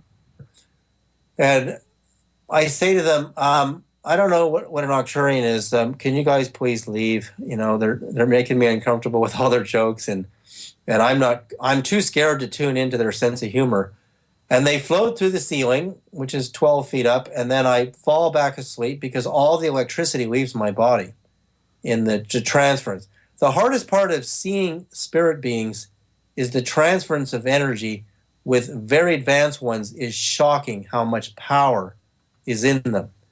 And there are some, deceased humans that don't transfer very much energy, and there's some that do. But you also feel everything in their personality. So it's kind of like you know too much about them. And some of the ghosts I've seen over the years, which I've seen hundreds, are ghosts I'm like, oh, I don't want to know you. They're not bad ghosts. They're not evil or anything like that. They're just people that I'm like, they're just cruising by Topanga, and they just happen to see my aura, and they know I can see them. Well, these guys tell me they're Arcturians. I go out of body and chase them, and they go into these super psychedelic motherships that are bigger than the city of Los Angeles. I mean, massive ships, many, many miles wide, 3 of them. So the next day, I'm calling all my New Age friends. I wasn't very New Age. I was more into just Buddhist meditation and rebirthing and yoga and getting high naturally. And I have to jump in. You know, people hear Topanga, yurt, spiritual contact, and Jesus. You know, they're going to jump immediately to drugs, or this was induced. There was nothing. There was nothing artificial in your bloodstream. Or natural. No, I was very strict. I hadn't touched a thing since I was 18. I was 33 the year that I met Christ the first time. And so what happens is... you know what? I'm sorry, David. I don't want to interrupt. I got to back up, and I'm watching Twitter, too. When you say Jesus and you say Christ, are you literally referencing Christ, or is this somebody that looked like Christ? Are you saying that this is... It's literally Christ. Remember, he showed me the sign of the cross. I was baptized in spirit underneath the cross. I was baptized in this lifetime Catholic, which I remember at 4 weeks old. And but he was rebaptizing me before I went and saw him, because I had to be cleansed in order to be anywhere near him. But see, my ideas on spirituality are not like fundamental Christians. I'm sorry, I just don't buy the belief that a lot of fundamentalists have, that you're going to burn in hell if you don't believe that Jesus is the only way to heaven. I mean, I believe in the Buddha and Krishna and Radha. I believe Jesus was married to Mary Magdalene, and a lot of things that I'm sure a lot of people aren't comfortable with. But that's okay. I respect whatever you believe. This is, from the evidence I've seen, this is what I've experienced. But I can tell you there's nothing of over... I'm sure Christ wanted me to see ghosts, because it started from the day I met him the first time. And out of probably over 300 or 400 ghosts I saw over 14 years, my daughter was the last one. And when all the psychics said we're having a boy in Sedona, one night at 5 months into my wife's pregnancy, I wake up and there's a little girl laughing beside the bed, and it's really bright. She's probably one of the brightest spirits I've ever seen in all my ghosts. But I can tell you, I've met meditation masters from many traditions. I've even met Pythagoras, I've met Archimedes, which are amazingly illuminated beings. But there's nothing that touches Christ. There's no way to describe who he is. He's far greater, in my opinion, than the Bible makes him out to be. You said your daughter's 4.5, and she was the last ghost she was the last saw. Ghost. So you haven't, 4.5 years, nothing. I only see them out of body now. I don't see them with my eyes open. Wow. I saw a glowing bee once, like a bee that looked like it was made of gold, flying around our house in Nelson in the middle of the night, and I realized it's not a bee because it's not summer, and it's glowing. But I've never seen anything again. But here's what I want to tell you. I got involved at those years in Topanga. Martin Stubbs approached me, this cable manager from Vancouver, Canada, through a mutual friend of ours. And he gives me these videotapes that were taken with space shuttle cameras that can see invisible wavelengths of light. And that's all we know at the time. I was so fascinated by invisible photography because I was a professional photographer, a darkroom master printer in black and white photography. And I understood cameras and optics incredibly well, but I really wanted to prove how I was seeing these ghosts and seeing spirits with full spectrum color. And the NASA cameras were confirmed by Joseph Newt III, the head of the astrochemistry branch at NASA, to see into the near and the far ultraviolet, as well as some cameras on the shuttle could see different bands of infrared light. And that's where these UFOs seem to be appearing the most, in the photography, the videography, this very low quality black and white imagery. So I was really interested in what was going on. How was I seeing them? And one night when we were living in Sedona, I had actually experienced seeing my wife, Crystal, flying out of body around above the house, and I see her. I can actually see through the walls of the house in this state with my eyes open. And she flies in from the ceiling, She's asleep. I see her in this beautiful pearly gown. She goes into her body, and the second her spirit hits her body, she tosses over in her sleep. It's kind of like a wave hitting a log on the water. Okay. And I went, oh my God, she just came back in. Right. And then I see my neighbors coming home in the middle of the night. I see the red taillights of their brake lights through the wall, and I go, I know what's going on here. I know why I'm not seeing violet-colored ghosts. I'm not seeing into the ultraviolet necessarily. I'm seeing full-spectrum color. And what's going on, you see, what light does when it hits a target, this is in Richard Feynman's book, The Strange Theory of Light and Matter, some of the light particles will bounce off the wall from the guy's taillights. Some will interact with the electrons and particles, subatomic particles, inside the material of the wall, and through the photoelectric effect, the transference of light, electromagnetism back into motion, mass energy particles. And some of the particles of light go through the wall. But why don't we all walk around and see the red taillights through the wall? Because the number of photons, particles of light going through the wall are tiny compared to the amount that bounce off and interact, which means Christ did something to my brain to see a tiny amplitudes of light, but in full perfect assembly. So when I'm seeing ghosts, I'm seeing tiny, tiny amounts of light.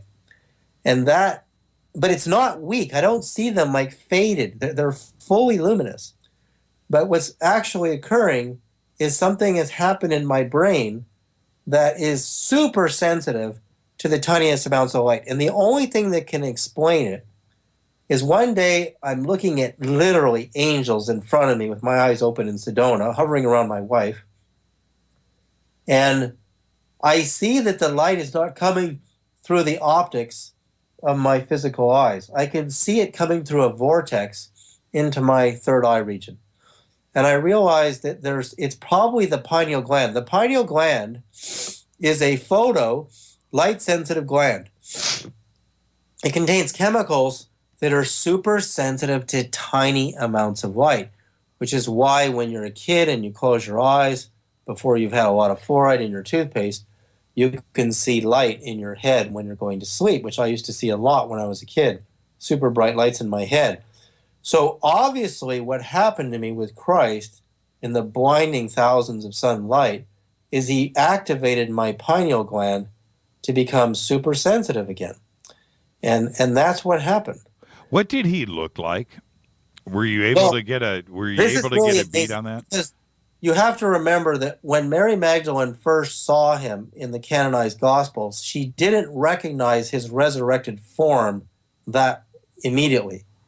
It took her a while because his resurrected form is so astoundingly beautiful and so feminine masculine. You don't perceive you're in the presence of a man. You perceive you're in the presence of God. And his hair was blazing copper, so it would be, without the light, it would be like a reddish brown, which is, and then his skin, one time in Topanga, I was standing up in my yurt, and he appeared standing right in front of me as he physically appeared on Earth. And I can tell you that you don't even see those kind of muscles in bodybuilders today because it's not clumpy muscle. It's muscle that's been picking up rock and stone and working as a carpenter. The lines in his arms were astoundingly powerful, and his shoulders were huge. His skin was marked by a lot of sun damage, probably from when he lived in the desert and fasted in the desert. His hair was fried by the sun, so it was a copper color, which you would see in certain Hebrews, but it had so much sun damage. And here's what is astounding about it. When he appeared right in front of me, my skin started to burn. The nerves started to burn from the transmission of the enormous power of Christ. He only appeared physically in front of me for about 3 seconds. Is he the same Christ, David, throughout the solar system? Pleiades? Sure. In fact, I've seen him in Pleiades. He's been teaching, like he told me, all over the universe. all over the galaxy, all over the universe. And, when you get into the Urantia book, see, what he started showing me is this. By the third meeting, Christ showed me that he's too powerful in his supreme form for any human to really look at. So he has to reduce his vibration, kind of like a pyramid. And at the base of the pyramid, he might be as bright as a full moon. And when you go up, it gets brighter and brighter and more powerful. Depending on your level of spiritual ability, he can adjust his vibration so you can somehow contain yourself. Like when Dante saw him in his visions, Dante was gasping for air. It was too bright and too powerful. There's so much love and ecstasy.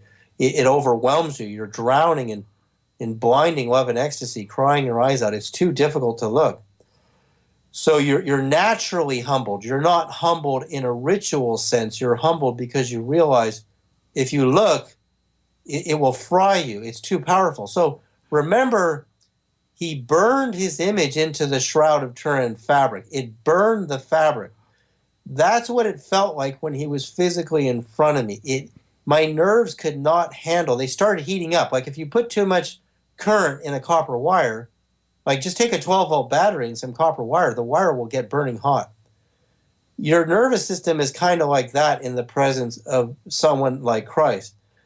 Now, once I met Archimedes, the great Greek mathematician, it was nowhere near what Christ was, but he was still beyond my abilities to have him anywhere near me. Archimedes is so blindingly powerful that he had a real sense of humor. The first time he appeared, I started getting these muscle spasms because there was too much electricity in my nerves, and I was kicking him in the head, lying on the bed, my feet are kicking up at him.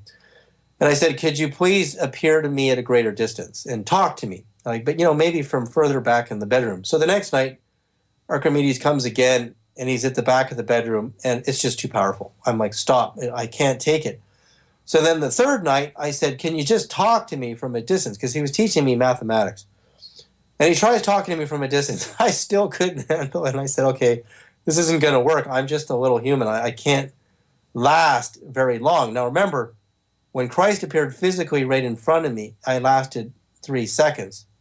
But when I was in my purified higher causal light body, I lasted a great duration of time, probably half an hour. But he showed me how judgment happens when you die. This is probably the most important thing a human being can understand and why we're here. Nobody judges you when you die, but the universe has these heavens, which there are multiple levels of. Dante experienced 9 of them. And the levels of love and ecstasy and peace and power and beauty and wisdom and graces they multiply 1,000,000 times when you go higher and higher up. And Christ took me through 6 of them. It's unspeakable what's going on up there. It's levels of ecstasy like supernovas. It's so important, David, that I'm listening. I'm so engaged. We blew right past the commercial break. Let's get this in, and then let's just pick up right here. Yeah, and we'll do another 15 minutes. Yeah. And I've got to get some of these questions in. The Fadernauts are going to kill me. Literally, I'll be the next guy on the cross. This is Fade to Black. I'm your host, Jimmy Church. Tonight, David Sereda. Through it all, the duration. We'll pick up where we left off right here. Don't go anywhere. We'll be right back. Stay with us.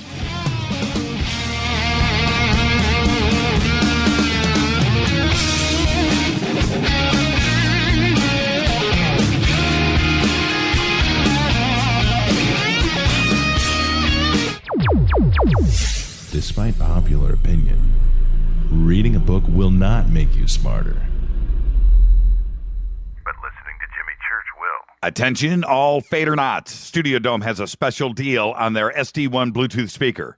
Just go to jimmychurchradio.com, click on their banner, enter the promo code Jimmy, and you get $40 off and free shipping on the SD1. It's voice activated, comes with a USB antenna, cables, and a carry bag. Never listen to your phone, tablet, or laptop speakers ever again. It's the only way to listen to Fade to Black. That's jimmychurchradio.com, Studio Dome banner, promo code Jimmy. Go Beckley Teppy.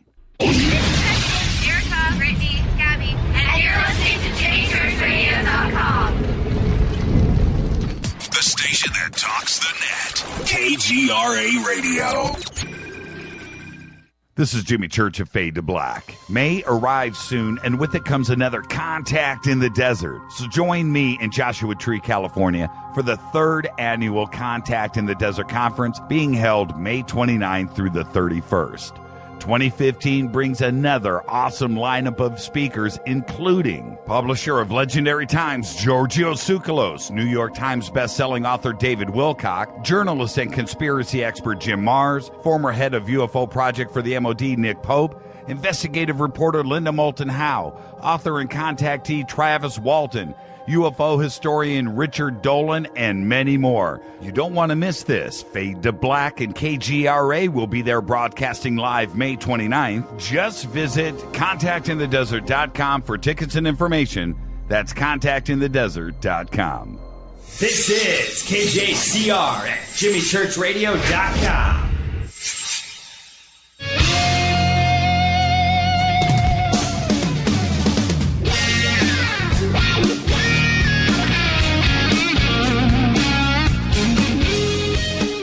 All right, everybody, welcome back. This is Fade to Black, bespoke radio for the masses. I'm your host, Jimmy Church. Tonight, David Sereda is with us. Let's kill the music. We're running out of time. I need every second I can with David. Hey, David, I don't know what to do here. I'm perplexed. Do I go to these questions in Twitter, or do we continue? You tell me what to do. We'll do it now. I got to continue this point, because what Christ showed me, the most important thing we can understand as human beings is, one, nobody judges you when you die, because Christ, it's all about forgiving and about you forgiving yourself. But the conundrum is the universe reads your vibration to see if you can handle being super blissed out and full of love all day long and live in heaven all day. If you're not trained in your heart center and living your life from your heart center, and you will not be able to stand being in the presence of the amount of love that exists in the first heaven. So the first heaven is about 1,000,000 times more ecstasy and love and peace than you probably ever experienced in your human existence. And I've been there, so I know. The second heaven is 1,000,000 times greater than that. So each leap through the heavens gets incredibly difficult, because you live in this super ecstasy state and blissed out state all day long, and everybody you see, you love them 1,000,000 times more than your mother or your father or the person you love the most, and you have to be able to live in that vibration. So the way judgment works is it says, what did you do in your life, and in the end, with all your mistakes and all your successes, do you know how to receive this much love and forgive yourself and forgive everybody else all the garbage? Because you can't take that with you in heaven. You don't get to take your anger and your injustices to heaven. And the truth is, what Christ told me is, most people from this earth, they go in for a while, and it's like, whoa, this is way too open. Oh, I'm not used to having my heart this open. This is freaky. They judge themselves out of heaven. God doesn't judge them out. God's just shining. The heavens are suspended in this super high vibration. So it reads your vibration. And if you're not familiar with these super high states of being, then you're just going to freak out and you're not going to be able to handle it. And you basically have to learn somewhere else in the universe how to slowly raise your vibration. And that's what, my meditation course is online about teaching you how to go into these states and live from your heart center. My wife and I are teaching it. And they meditate to this harmonic scale, because music was meant to raise our vibration and move our heart, make you cry, make you feel love, to prepare you to be in the light. Because the real light is, so let's say, and this is what Jesus called the terrible ironies when he was speaking to me. He says there's people that do everything perfect by the book, but they're still terrified of the love. They might give $1 million away to the poor, but they didn't feel anything when they did it. They didn't really love the poor. They just did it because it was a good thing to do. And that person may not get into heaven only because they never really opened their heart. And then there's people who do so many things wrong. They make tons of mistakes. They crash through life, but they finally find what true love is all about.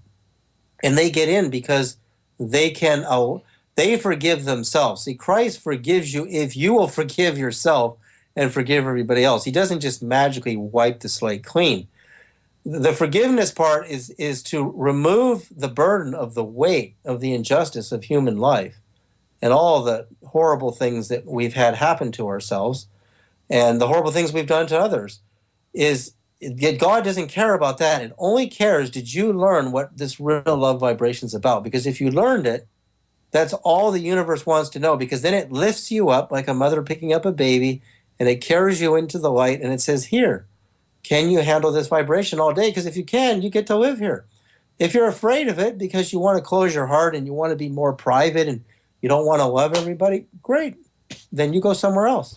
Well, and that's how Von Daniken last night was saying something very similar to this, in that he said that when you read the Bible, and when he does, now he takes angels and inserts ET.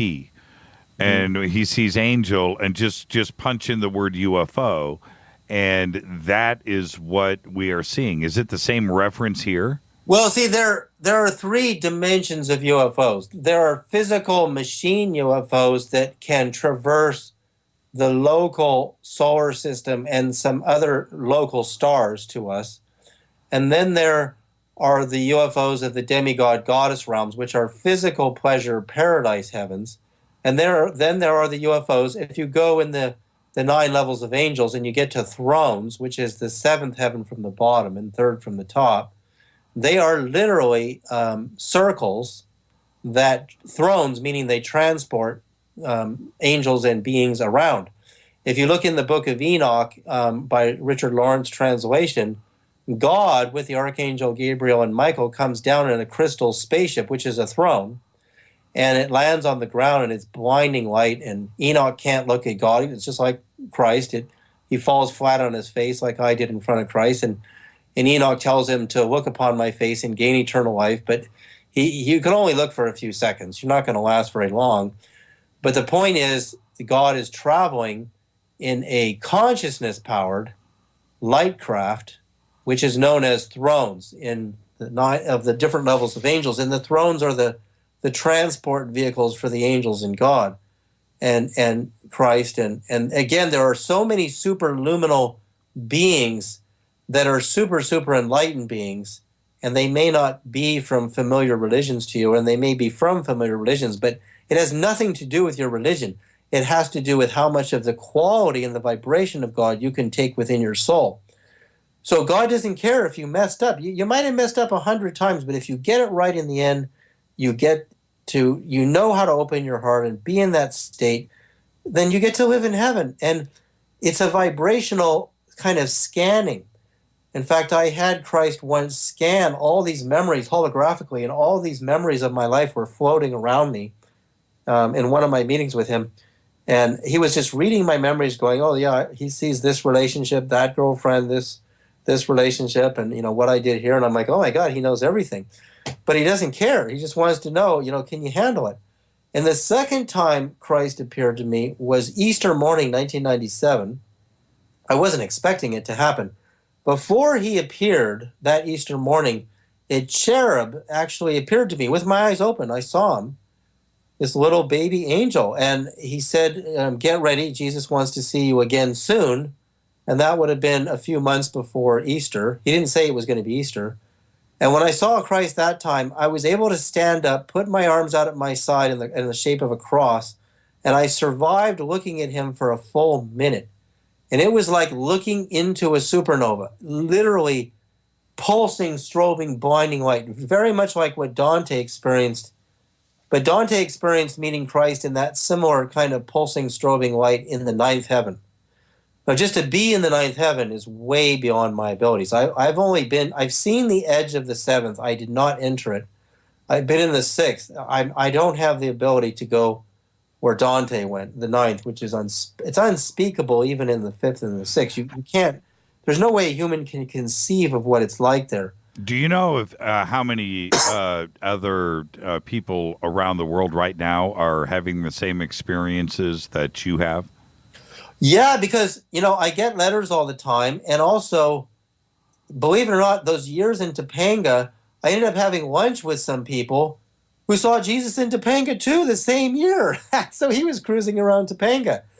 And it's really great that Christ has appeared, and so has Mary. In fact, if you look at the apparitions of the Virgin Mary at Zaytun, Egypt, in the 1960s, I think it might have been 68 was the first one, there were 1 million witnesses that see these UFOs that are ball-shaped or some interesting shapes of light hovering in the sky, while the Virgin Mary is walking on the roof of this Coptic Christian church in Egypt, and they're taking pictures of her. And it's so bright, the photographers are looking through the camera, and they said they can barely look, it's so bright. And this made the back pages of the New York Times in the 60s. It happened again in the year 2000 in Asiut, Egypt, and there were thousands and thousands of people going there. It was in the news. But the point is, see, those are the thrones. Those are the UFOs. They're not using an anti-gravity drive. They are powered by God consciousness. The true Vimanas are not really machines, the higher Vimanas in India. They are powered by supreme consciousness, which is the most, if you see my film Quantum Communication and William Tiller's research, consciousness is more powerful than gamma rays. So you realize that those beings that are at that level of consciousness don't need a machine. So the flying saucers we're seeing with the ships and the Pleiadians, they're not blinding enlightened beings, but they made decisions in their civilization not to suppress great inventions like we do and give everybody access to space exploration technology. And, that's what we were meant to do. We were meant to populate the Earth and eventually go out and explore and populate other places. What about Fatima? What happened there?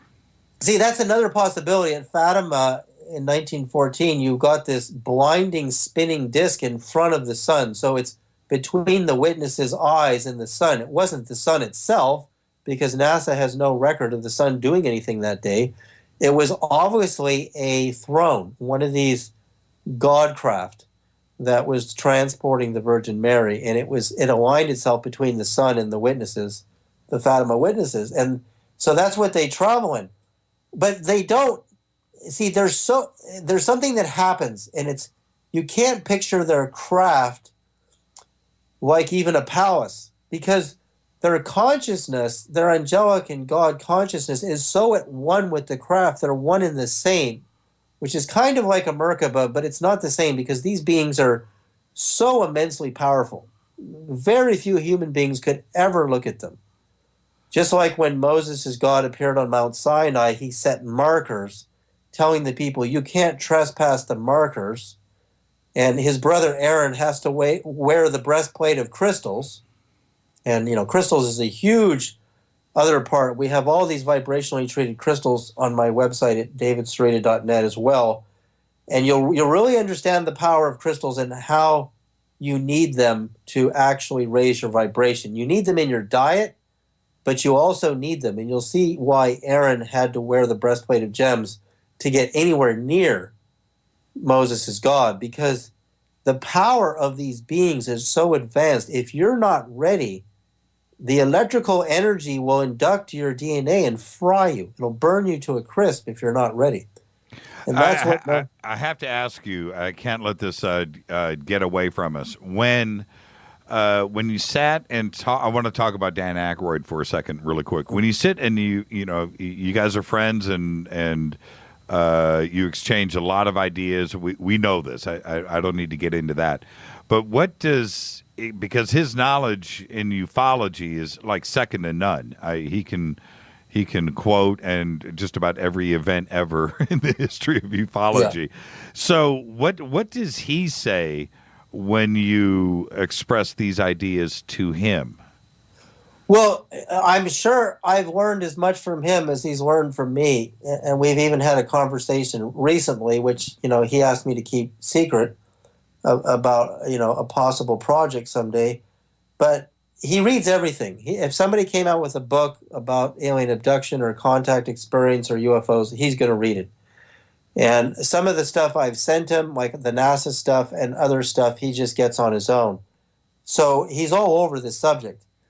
And I think he's deeply a very spiritual man, a very heart-centered man, a man who absolutely loves his children beyond belief and his wife beyond belief. But he's a celebrity, so he's got ideas that are beyond what the media can handle. Like if you see that recent interview he did in the video, it was all over the internet. I think we talked about it before the show. Right. I think those two hosts were flabbergasted. They didn't know what to say. I mean, this is Dan Aykroyd telling him super far out stuff, and they're like, what? Mm-hmm. Like, they don't even know what to say. I mean, they're not qualified to interview him, so they couldn't even get out of him what's really in him. Right. Because they don't know how to go there. And it's just like, the church. I go to the Catholic Church in Santa Monica, and I meet the friar of the church who's giving the ceremony, and I say I met Christ in Topanga, and he said, well, if you met him, you don't need to talk to me. And he turned his back, and he didn't want to talk to me. Oh, and I realized, my God. He was dickish? Oh, yeah. And then I wrote a letter to, Mahoney, the head of the Catholic Church in Los Angeles. Cardinal Mahoney. Wrote back saying he would read my book because I wrote a book on my experiences with Christ. And then I got a very sincere letter from a very high level of the Catholic Church in Ohio. And they had actually read my whole experience. And the letter was very reverent. They fully believed my experience was authentic because of certain signs. And they said that how great the blessing of Christ is and how much it's changed my life. And they really thanked me for it. So the really educated, deep Christian mystics on the planet understand because they're meeting him too. It's not like I'm the only one who's seeing him. There are probably many great numbers of men and women that have had their own experiences. But the local levels of the churches are not interested in you if you met Christ because they're not really living from their heart centers. They're not walking the walk that he really taught. Well, and what about with your experiences now and the level of media coming out of the Vatican about ET and life out there in the universe? Do they know? Are they onto something? Well, I would certainly say they're onto this subject, but I think they have tremendous fear of who these beings are. I don't think there's many people in the Catholic Church today that could stand even 1 second in Christ's actual presence. I don't think they would last. It's up to them, but you can see it in their eyes and their face that a lot of them are not there. But there are some that are, and there are very authentic mystics inside of the different churches, and there's people who love Christ tremendously. But you have to remember what it's really all about. Like, for example, let's look at the original Greek, because Matthew, Mark, Luke, and John were Greek. John 1 says in English, in the beginning was the Word, and the Word was with God, and the Word was God. Well, they borrowed that from the Latin translation from the Greek. But in the Greek it says in the beginning was the Logos, and the Logos was with God, and the Logos is God. Well, Logos means perfect harmonic vibration, and in Greek mathematics, it means perfect ratio harmonic vibration. And in Egyptian, the Logos means the vibration of our star, our sun, which is exactly what we're talking about here today, that every star has its own Logos. So that would mean Christ actually spoke in that language. The original Lord's Prayer in Aramaic, the language Jesus actually spoke, translated into English is, O thou from whom the breath of life comes, who fills all realms with sound, light, and vibration. May you touch me in my utmost holiest. That's how it begins. It's talking about the tones. Now, in the Gospel of the Egyptians, a missing Christian manuscript, Jesus taught how to meditate to the tones. It's right there in the Gospel of the Egyptians. And most likely, he used the same scale that I found in the pyramid math, the 5151 scale, because that's the pyramid scale. And Jesus studied in Egypt, just like Moses did. He was raised there. And we know he was raised there because they have records. The Coptics, Egyptian Christians, have records of his whole life from his childhood. And then he comes back to fulfill his ministry, and he gets he gets tortured and crucified. So there's so much to learn. I mean, Christ taught me so much. It would take me, and that is in my course, my online course, Quantum Regenesis, which anybody can do, and you can learn what this is about. So when we realize, okay, and we're out of time. I need to get one question in. This is from Brandon, and he hit me with this. Okay, so it was Christ who you met. Does that mean that you subscribe to what Christianity is teaching? It's two different things. Well, see, that's a very vague question, because there's very deep mystic Christians. I really think I'm most impressed with the Coptic Christians. St. Mark brought, Christianity to Egypt, and a lot of Catholics don't seem to even know who the Coptics really are. And a lot of them are getting crucified and tortured by the Muslims in Egypt today, and nobody seems to really care. But their teachings there are very, very good. There's more and more missing manuscripts coming forward all the time. I think what Christ told me in person is fitting to the canonized Gospels as well as most of the Gnostic Gospels combined. I think most of them are real. It's very true that modern Christianity is a product he was originally a Jewish soldier sent to arrest Christians and bring them in for trial, and he's blinded on the road to Damascus. Paul, who was originally Saul, but Saul never met Christ in the flesh. He never met him in person. He met him in a vision. And the Romans were burning all the Christian Gospels, which is why some people believed Jesus he never existed, because there's no historical record. Well, there's no historical record because they were burning everything in sight. They didn't want any memory in the future of Jesus to exist. So you can't believe he didn't exist. You can only believe that the Romans didn't want him to exist. And Saul brought him back to life. Thank God for Saul. And Jesus appears to him and blinds him for several days in this blinding vision, just like what I saw. But Saul becomes quite arrogant, and he basically aborts the other Gospels that were circulating around the empire because he never knew Christ in person. He didn't know if these other Gospels were real. And the Nicene Council, there was 3 great councils. They basically said, we're only going to go with Matthew, Mark, Luke, and John, and the rest are all not real. Out. Right. And that is a huge error. That is a massive error. So for the answer to the question, I don't subscribe to what the limitation of modern Christianity. I study the original Greek, and I believe Jesus is the Logos. He is the great cosmic vibration, as he said in the original Lord's Prayer in Aramaic. I don't really adhere much to modern Christianity. I know Christians love him, and that is the most important thing. You may not have the story perfectly right, but I can tell you from meeting him, he's far greater than the Bible makes him out to be. He's probably the most powerful being anywhere in the local universe, or even possibly the whole galaxy. I've met hundreds of beings from different star systems over the years. Not one of them, the greatest of the others I've met, which would have to be Archimedes and Pythagoras, and many great female beings I've met too, that I can't even name because they're not from our star system. Well, we've got 15 seconds. 15 seconds. Well, go to we're out. Go to davidsereda.net, davidsereda.net, SEREDA. You can write me, davidsereda@hotmail.com, if you want information about what I'm doing. Thank you so much, David. What I think we're going to do is I'm going to see if we can get you back, find an open day next week, and we're going to get you on, and you're going to take... Yeah, let's continue. You're going to take calls all night because I have 300 bitter Twitter questions here.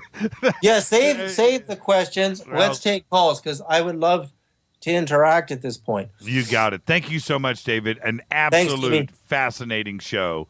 And right. I'll be in touch with you tomorrow. We'll get something arranged for next week. Okay, thanks. Thank you so much, David. David Sereda, everybody. What a fantastic show. And again, I didn't get to Twitter questions tonight for the obvious reasons.